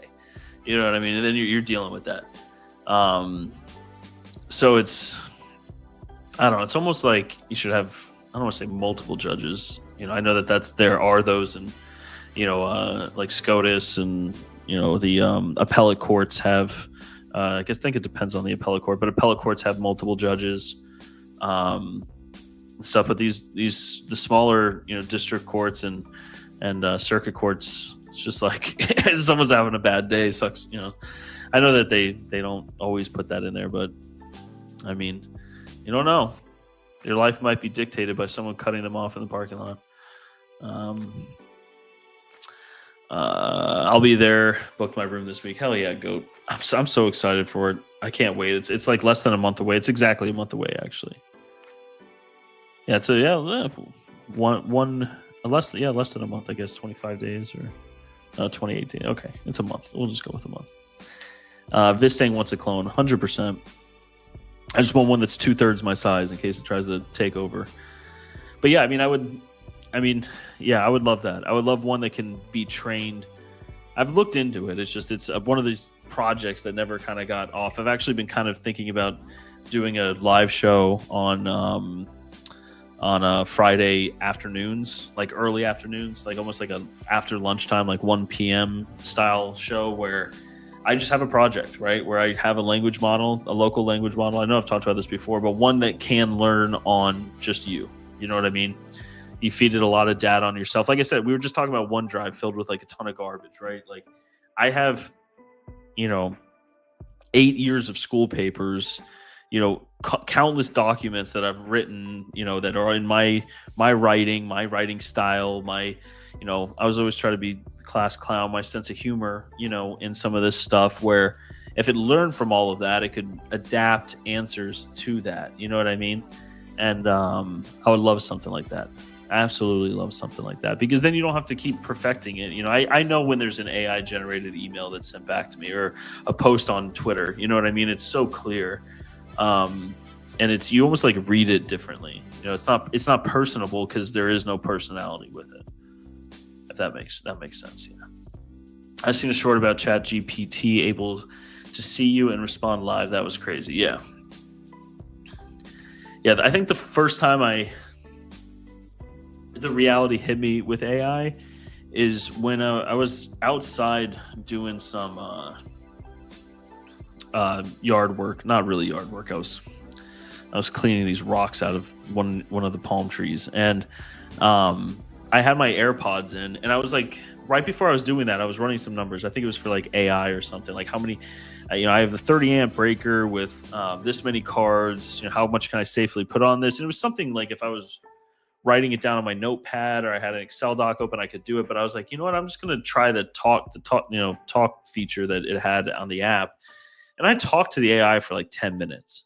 And that's where it kind of really hit me, was where I went from that to numbers, and I didn't need a computer in front of me. I was just like, hey, if it makes this much an hour, this is how much electricity it uses, this is my kilowatt hour rate. Is this a good investment? You can ask opinions on it. What's the return on it? If it's worth this much 2 years from now, average in that, depreciation schedule. It was just like, it was amazing. It was, that was the first time it hit me. So I'm saying that, Frogman, because, it is nuts, right? And the latency, I think, is like the real winner when you have it localized, unless I'm wrong about that, but something that's just quicker, because I did run a local one once, and it was like, as soon as I sent that, it was like, boom, right back. Whereas ChatGPT logged in takes a little bit. If we have clones, we can retire the keys. Yeah, 100%. Just go have the clone do all of it. You know what I mean? Send it off. Now I want to create a phone mining maxi AI agent. Yeah. That's the thing, is it can be just applied to anything. You lost me there. Don't want an AI to be my exact copy. I try. That was another project I was kind of working on. That it was an idea that I know we're kind of running a little bit late here, but I'm having a good time with you guys. It was kind of an idea that I was thinking about, where I kind of just mentioned the local AI that reads all your documents, all your photos, learns about you, all the videos. Like, I could go through my YouTube channel and just learn about, these weird nuances that I have and these things that I'm interested in and all that kind of stuff. But if you train a model like that for long enough, like, just say I'm how old am I? I'm 32 years old. So if I train one now until, just say, I die when I'm 90, right? Then what is that? That's 52 years from now? Is that? Yeah, 52 years. if I start training it now, not to mention the tech that's out there that'll be able to train on, like when I die at 90, a model that's been trained on for 52 years, have basically lived my life with me, like a computer that just has been learning me, you know, is that life after death? You know what I mean? I think that's kind of a cool philosophical question that I've talked to a couple people about, where it's how I see it right here, Goat, fine tune an LLM, and then you got to keep it alive. All that data is stored somewhere. Fills up quick, and that benefit of cloud services. Yeah, it's like yeah, I don't know. It was always something I was kind of thinking about, was, you know, creating something where it would be like life after death in a sense. But then you have to kind of define what is life after death. You know, it's interesting. Looks like we got some people here. Mr. Jeffkey, what's going on, man? We were just talking about Flux and everything. I saw you guys are sponsoring a race team now, or a NASCAR racer. I was gonna when I saw the first post on X that you guys were sponsoring racing, I was gonna reach out to you because I do. I think they call it HPED, high performance HPDE, high performance driving education. It's not racing, but I was like, hey, does Flux want to? So I could put you know, a giant Flux sticker on the car. But no, it's not private, and most of the time not secure. What are you talking about, Goat? Like the private AIs? 32, I'll have 14 years on you. Yeah. So what? You're 56. I feel old though. I'm like an old guy at heart. We want Dave. What's up, Mining Kiing? We were just talking. We were talking about the data center stuff, Mining Kiing. How we're doing a lot of cool stuff there. We were talking about specifically the Flux nodes. We were talking about how we one day may be able to automate that. People were asking when we were going to do different types of nodes. So I was like, any and every node that you would want, just DM Mining Kiing directly, and he will gladly build out any node you. No, I'm just kidding. NVIDIA exams, Jeff. Which NVIDIA exams are you taking? Never. That's the answer. I did mention Mining Kiing. You got to be optimistic here. What would we never do it? Even if we had a fully developed software that would just automatically spin these up and you would just oversee it. You know what I mean? Death ain't so far away. Isn't it, Retro Mike? I probably think about it more than I should. King Vistang wrote me a blank check during the stream. Get excited. Yeah. Mining Kiing, we're going to have 8 pen tests going on at once. Every Tuesday at 5 a.m. Had AI technical sales, compute sales ones. Oh, nice. 30 hours, but not nice. 30 hours. All failed, Mining Kiing. No, we don't. It's not going to fail. It's easy. Our Starlink is impenetrable. I have my doubts if this thing ever wrote a blank check. Yeah, I haven't. I gotta be honest. I stay on top of. I think he squeaks when he walks. Yeah, I am pretty tight with money, which is a good thing. It's also, I know it probably annoys some people in the Terra squad. Every time we're looking at servers, Mining Kiing is we're like pricing things out, and I'm like, well, what if these eBay enterprise NVMEs have 97% life left on them? And he's just like, well, we need to have the right stuff. And he is right every single time. I'm like, in the back of my head, I'm like, I know he's right, but if we saved $30 times 100, then we would have $3,000. And with that $3,000, we could buy some more compute and rent it out. And then in 10 months' time, we'll have that $3,000 back, plus the compute that's there. And then we can reinvest that again and keep going. It's like a never-ending cycle. Never-ending cycle. There's no such thing as pass-fail. The assessment report might just be lengthy. Yeah, there we go, Retro Mike. I like the way you think. There is no failing. There are suggestions a long list of suggestions. I feel like it would just be like, it would, like Retro Mike would just draw like a picture of Melbourne, like the physical building, and that it would just have a circle around it, and it would just be penetrated. It'd just be like, this is not good. Sound like my grandpa. Data center drives are fine at 75% life. Yeah, I agree. I mean, why not 50%? Why not 40? Why not keep track of it a little bit? I'm just kidding. Mining Kiing. I put in a suggestion box, aka trash can. Yeah, the suggestion box, which that is something that we're gonna have. Is we're gonna have a on this portal one day is going to be a feature. That's what he called it, a feature request. So everyone will be able to, request features, and then every month we're going to be adding some cool stuff to it. So endless remediation scans. Yeah. No such thing as failure. They're all just learning opportunities. See, you guys are optimistic. See, it's I like it. Glass is half full. It's easy. Yeah, I was talking to Mining Kiing yesterday. I think was it yesterday? I still got to look at that thing you sent me, Mining Kiing. I know it got lost in my text chat, but what was it? Oh yeah, I was asking him some question about basically something is like a big no-no that you don't do. It was for one of my servers where I was like, well, can't I just have it set up like this? He's like, well, then the outside world can just access it. My first thought is just like, well, what would someone in the outside world do with all this useless information? But it's true. It's public face your ESXi. Yeah, that's what I think that's exactly what I was asking to do. I was like, well, how do I just have it so that I type in these things and then it's just on the screen? And then he's like, well, it would be on the screen for everyone. And I'm like, if they want to see it, you know what I mean? Like they can see it. But then it's obviously at our data center. So that's a definite no.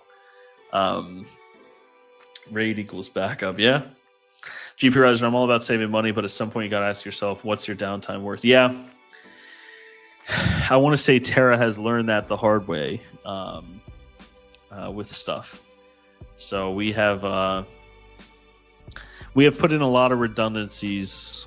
Wouldn't you say, Jarrett, over the past 6 months? Like we started with all these different things, right? The AI stuff, nodes, all this stuff, and we didn't really put money into some things that we probably should have. We went cheap on it, which was probably me just being me.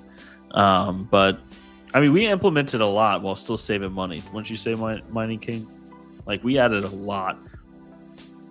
It's we aren't optimistic. We're just corporate drones fluent in corporate doublespeak. Yes, whatever makes the shareholder. What do they call it? I see so many memes about that where it's like you get up in the morning, you're like, I can't wait to make the shareholders happy or something. I can't remember what that was. Oh, shareholders value. Today we're going to increase the shareholders value.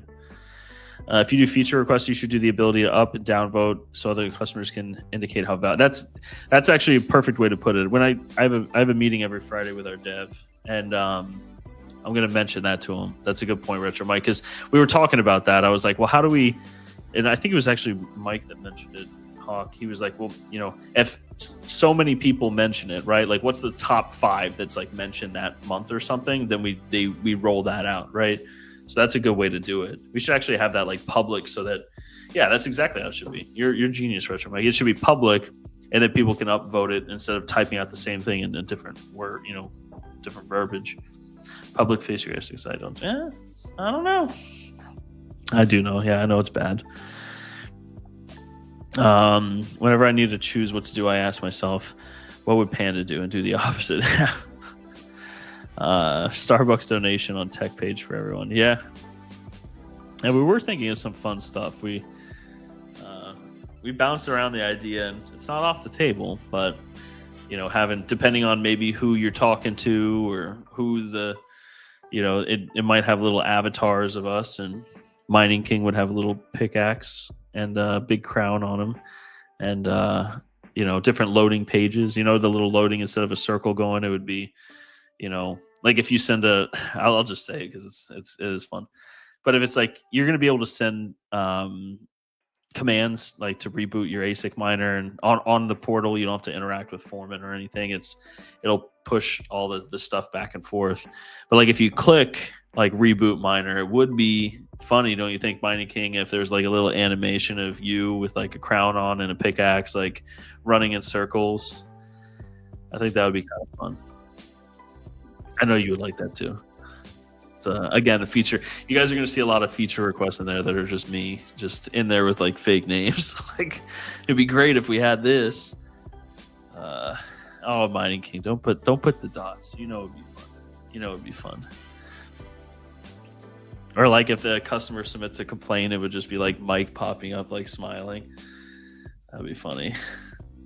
But yeah, it's yeah.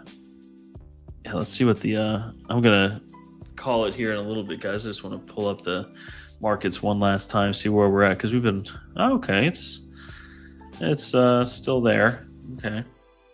But yeah, lots of fun stuff coming. It's exciting. I feel like there's been a lot of stagnation recently, but we've been doing a lot of different stuff, King. It's exciting. A lot of big things coming. Big things coming. Sound like that guy from high school. It's DJ.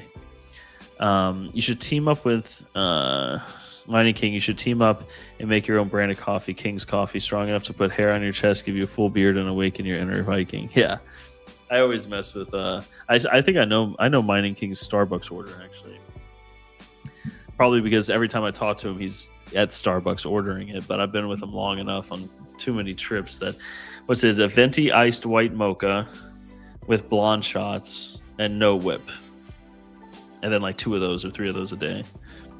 Venti iced white mocha with blonde shots, no whip. The Starbucks girl in Branson is so hot. Ooh, King. Okay. Is that why you're getting so much Starbucks recently? Go twice a day just to... Oh, that's cute, man. I don't mean that. That's. You should tell her, man. You should start going in instead of the drive-through. Just say hi. Man, I used to drink the same thing but with extra whip. Wow. I drink just straight black coffee. It's what I always have. It's tastes like dirt and does the job. But I guess that's the downside of black coffee, is if it's like you can taste if it's burnt and stuff. There's no, yeah. I gotta watch my figure. LOL. Isn't there a way? A venti iced white mocha. Let's break this down. I always fuck with Jared on this too. The sorority drink, venti iced white mocha. I guess what has calories in that? Iced white, the mocha. Like white mocha is white chocolate, right? You have no whipped cream, and whipped cream doesn't really have any calories, does it? 450 calories. Yeah, that's. You have 2 of them. You have 900 calories in coffee. See, if you just switch to black dirt water like I do, King, 900 calories a day off. It is a bucket of sugar. Okay.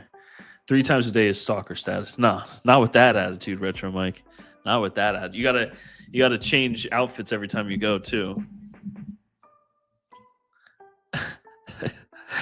It's fucking delicious. I get a water the second time.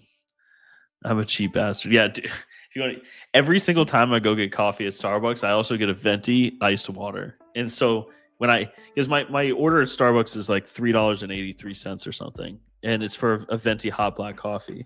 And I just think that's outrageous. Like, I just like paying that much for coffee always gets me. So whenever I order it, I always get 2 drinks. So when I'm at the drive-thru, I take the 2 drinks, I put in my cup holders, and I'm like, wow, I got 2 $2 drinks. Like, in my head, it just connects. Like, you're a genius. You're a genius. Yeah, I like my coffee like dark, sweet, and creamy. Yeah. I drink my coffee black because I'm better than you. No, it's not that. Coffees are delicious. I used to get like the frappuccinos and stuff like that, but it's I don't know. I went on keto. And when I was on keto, I switched. This was like years ago. I've been on keto. You guys can probably tell there's no keto here anymore. This is just pasta man. But it was like black coffee, that's what it was. And I got used to it. And now if there's like anything in it, it honestly makes me like sick. Like I tried keto again at one point, and someone that used to work with us would get like a little bit of heavy cream in it. And I tried that, and it just the cream, like, it just didn't feel, I don't know, it didn't feel right. I'm going to try next Monday going back to black coffee, mocha, $7.14 for a coffee it's painful. That's $7.14, King. If invested properly, 1 year from now, could be worth like $9.20. That's all I think about. That's all I think about. You're doing it wrong, Visney. Double shot of espresso in a venti cup with ice, and go to the side and add your own milk or water. Yeah, I used to get the Americanos, which are what I think a double shot of espresso, and I used to do that too, because one thing I started doing, I realized caffeine is not, I drink it all day, right? Like it's not great. So, but I'm like almost like addicted to having like warm, dark mud water, and it keeps me going, but I don't actually like, it's more of like a mental thing, right? Like every morning I need that to kind of wake up, and then I usually have another cup around 1 p.m. And then sometimes at night, like if I'm doing a show like this, I'll have another one. And I want to get like the decaffeinated one. Is that what's called, decaf? Yeah.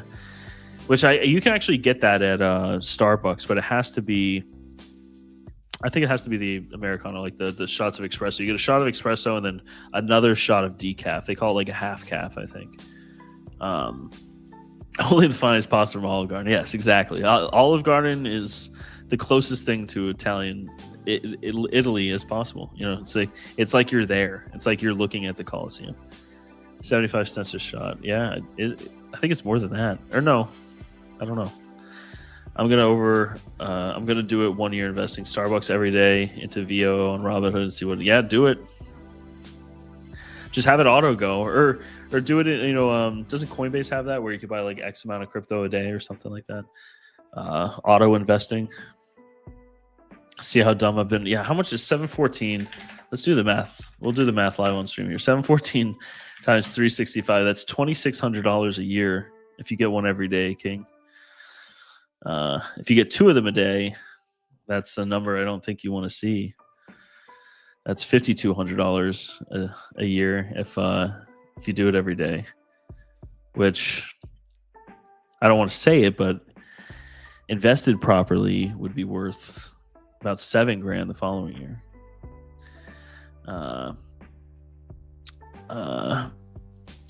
I share the trick with my friends. Yeah, no, it's a good one. I never thought about that. What's up, Cedric? How you doing? Auto investing. Yeah, don't do the math. I did the math. No, you're not, King. Hey, I'm very cheap, and I have I don't know, what is it? My fiance, she got it's an espresso or something. It's like a fancy Keurig, right? Instead of plastic, it's metal. It's like an aluminum thing. It's less chemicals or what, I don't know what it is, but they have like the K cups for them, or they're the Nespresso cups. But I did the math on those, and each one is like $1.20. So even when I'm making coffee at home, it's costing me $1.20. It's crazy. So I mean that's a good amount over a year too. That's like what, $500 a year just from, and that's assuming I don't have today. I've had 3. GPURisers, which do you think BTC will hit first, 70K or 95K? I think it's going to hit 95 again. I think we'll probably settle. I don't know. It's hard to tell. We had the charts up in the beginning of this, but the crypto markets follow traditional markets way too much. There's so much money in the crypto markets now that it's like, you always compare it to other dips, right? Like I remember where there were like days where I saw Ethereum drop like 50%. And I don't think we're going to have those days anymore. There's too much of it there's not enough that's liquid that's available for that right now. And it's too widespread across too many markets that there'd be all these little arbitrage atomic traders that are playing the arbitrage game between different exchanges, and I just don't think there'd be enough liquidity to tank it like that. I don't know. It could easily go to 70K though. I mean, it could easily go to 70K. I was comparing Bitcoin and the crypto markets to like the S&P, and I mean they follow, I would say, more like the Nasdaq. The crypto markets, like the higher beta stocks that are more volatile, which is like the tech stocks like Palantir and stuff like that, have taken an absolute beating, more so than Bitcoin. We were at 100K and it lost 15%. That's like there's blue chip stocks that lose more than 15% on an earnings report. You know what I mean? But 70K would be 30%, which is completely doable. You know what I mean? But I do think it'll bounce back to 95K before. The only reasoning behind that is I don't think the markets will continue to bleed. I don't think the tech sector will continue to bleed. And I think a lot of these large hedge funds and money managers that are out there that manage these things, their exposure to the crypto markets is probably somewhat related, in my opinion, completely my opinion. Their exposure is probably somewhat in line with the the tech sector.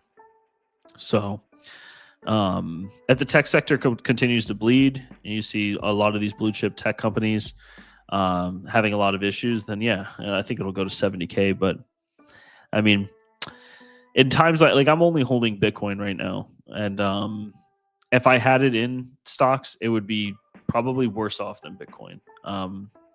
So I don't know, but I think my opinion is that it will go back to 95 before. I do think we'll eventually dip in the 70s. I think it's gonna be a volatile couple months. I drink Nespresso every day. I do one per day, $35 for 30 pods. Yeah, it's about $1.20, $1.10, $1.15.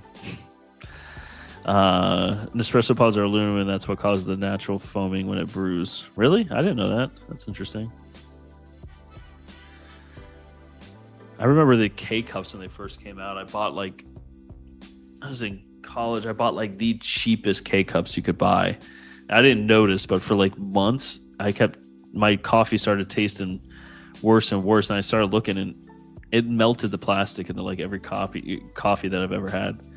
When I die, they're going to use my body as like a exhibit, and they're going to be like, this guy is a macro plastic body. He's not. There's no microplastics in him. There's the literal K-Cup shoved between his rib, like Adam.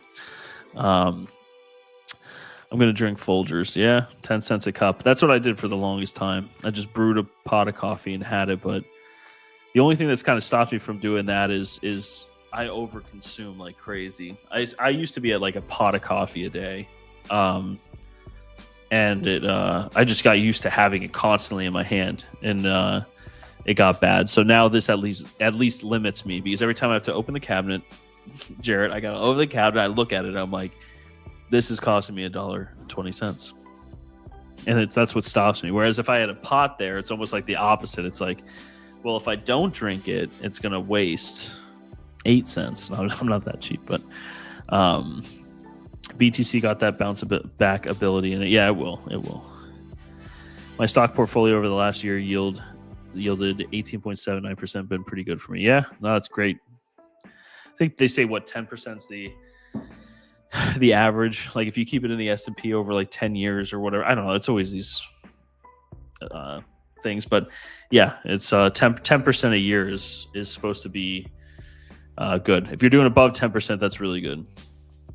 But what that does mean in my head, just from like the financial side, is you're exposed to higher beta stocks, right? Which the beta for the stock is supposed to, like, if it's 1, it means that it's following the overall market volatility, whereas if it's like 0.8, it's only 80% of how volatile the market is. But if it's 12 or 1.2, it's going to be 20% more volatile. So if it went up 18.8%, it's possible it could go down more than what the overall markets are going down. You know what I mean? But I think we're all, I'll kind of wrap it up here with this, but I think we're all in a very unique position and like being in the crypto scene, the AI scene, and just being like in this community, right? Because we see things before many other people see it, right? Like we knew NVIDIA was going to be a powerhouse before a lot of other people knew, right? Like a lot of people just learned of NVIDIA once its market cap got to a certain amount. We can kind of see where there's going to be opportunities for investment in the markets. And I think that's a good takeaway from this. I was fortunate enough to make a decent amount off of a lot of energy stocks the past 3-4 months, and that was because of course seeing all these places being built. It wasn't like, oh, who's building the data centers, the HVAC. I mean, that's all great too, good things to invest in, but it's like my head was at like what's going to be supplying all of this, and I think we're all kind of in a really good position, being in this field for doing aggressive but pretty safe bets. We got that crypto third eye and foresight. Yeah, no, I agree. It's and we can also see when markets are cooling. You know what I mean? I think that's a huge thing too. Like, if for instance, if you were able to go to Micro Center and buy a 5090, right? Would you want your money to be in NVIDIA right now? Probably not, because for years you haven't been able to get anything, right? It's a shit show. So we can kind of see things a little bit before. We can kind of guesstimate, how the earnings for these companies are going to be. And stuff like that, right? I think a big investment opportunity, like a 5-year investment opportunity, is going to be Intel. They're building their new fab stuff here, and I think their tech is not there. But again, we're going to be in the right position to do it, right? Like if they come out with a new CPU and it actually is competitive with AMD, and it's a change up from what they did, that's not going to be reflected in their earnings right away, right? It might have a little bit of market, sentiment that reacts to it, but there's not going to be any actual financials from that just yet.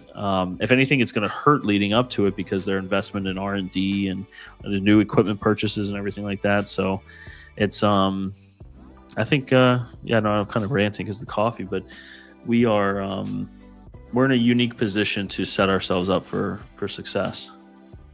NVIDIA gap up tomorrow are still wrecked. What did NVIDIA... Let me look and see what NVIDIA left. Let me put up Webull. I sold NVIDIA a couple months ago. Where are they? Were they up today? Yeah, they were up today a little bit. 4%.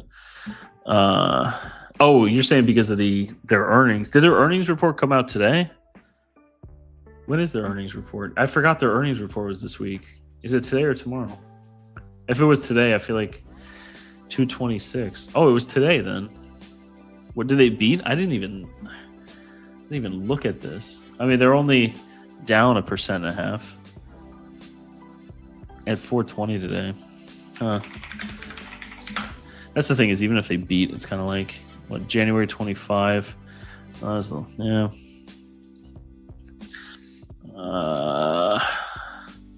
Where is this? They had strong earnings. Summit downgrades to hold. Let's see. What does this say? Stock falls despite strong earnings. Amazing Blackwell demand.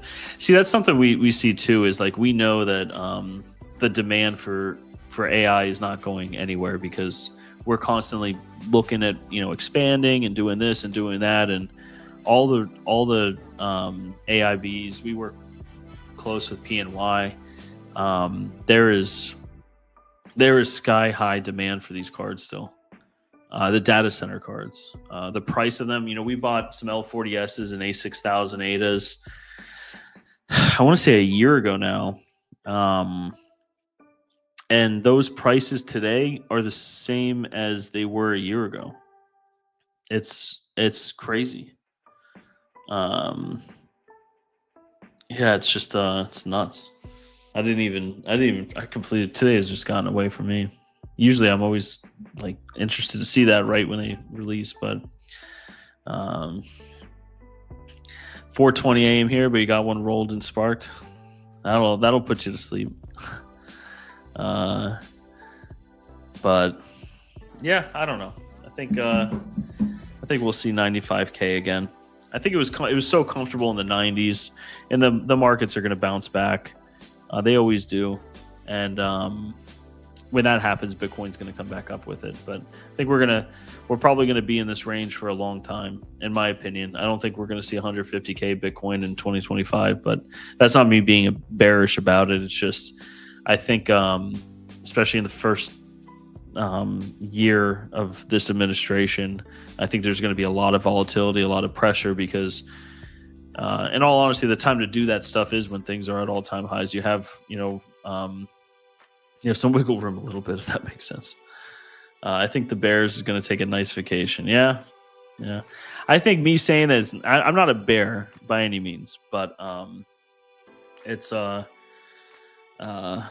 also not like a bull case. If I think it's like I keep saying tonight, it's so intertwined. It is so intertwined with traditional markets now that it's Bitcoin's not going to go to 150K or 200K per coin without the S&P kind of following it to it being in a very good position. It might obviously have a larger volatility, right? The S&P might only go up 20% in a year or two, but Bitcoin might go up 50%. But the S&P has to go up, in my opinion, for these markets to follow. And I love trading on a range, lots of money to be at 100% max, 100%. I've been kind of actually doing that a little bit. I got to be honest. I've been kind of I did that with Flux for a little bit too. That it seemed like it was in between the 40 and 50 cent range. I did it for like about like a couple months.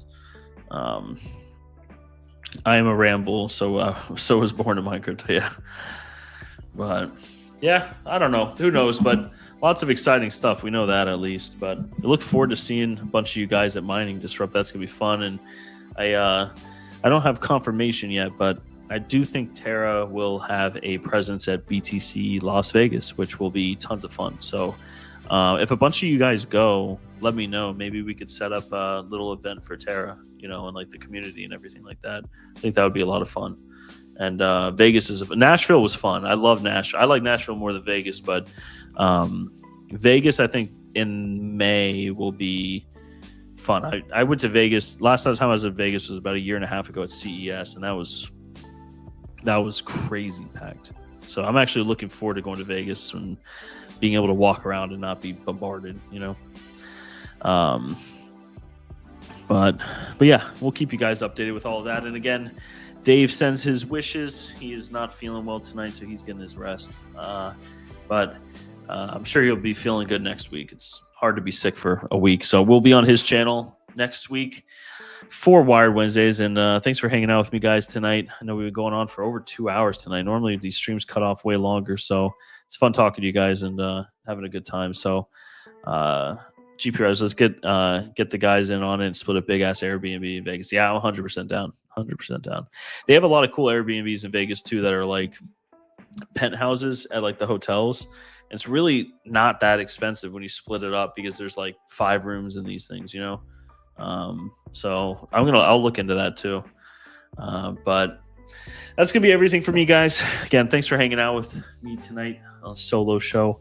We'll be on Dave's channel next week, the Veteran Miner, and hope everyone has a fantastic Wednesday. And I hope everyone has a good rest of their week, and hope everyone has a good weekend. I know a lot of you guys have been cold up north, so I hope the weather's getting a little bit better. So yeah. Well, have a good night, guys. We'll see where we're at with all these markets and everything next week.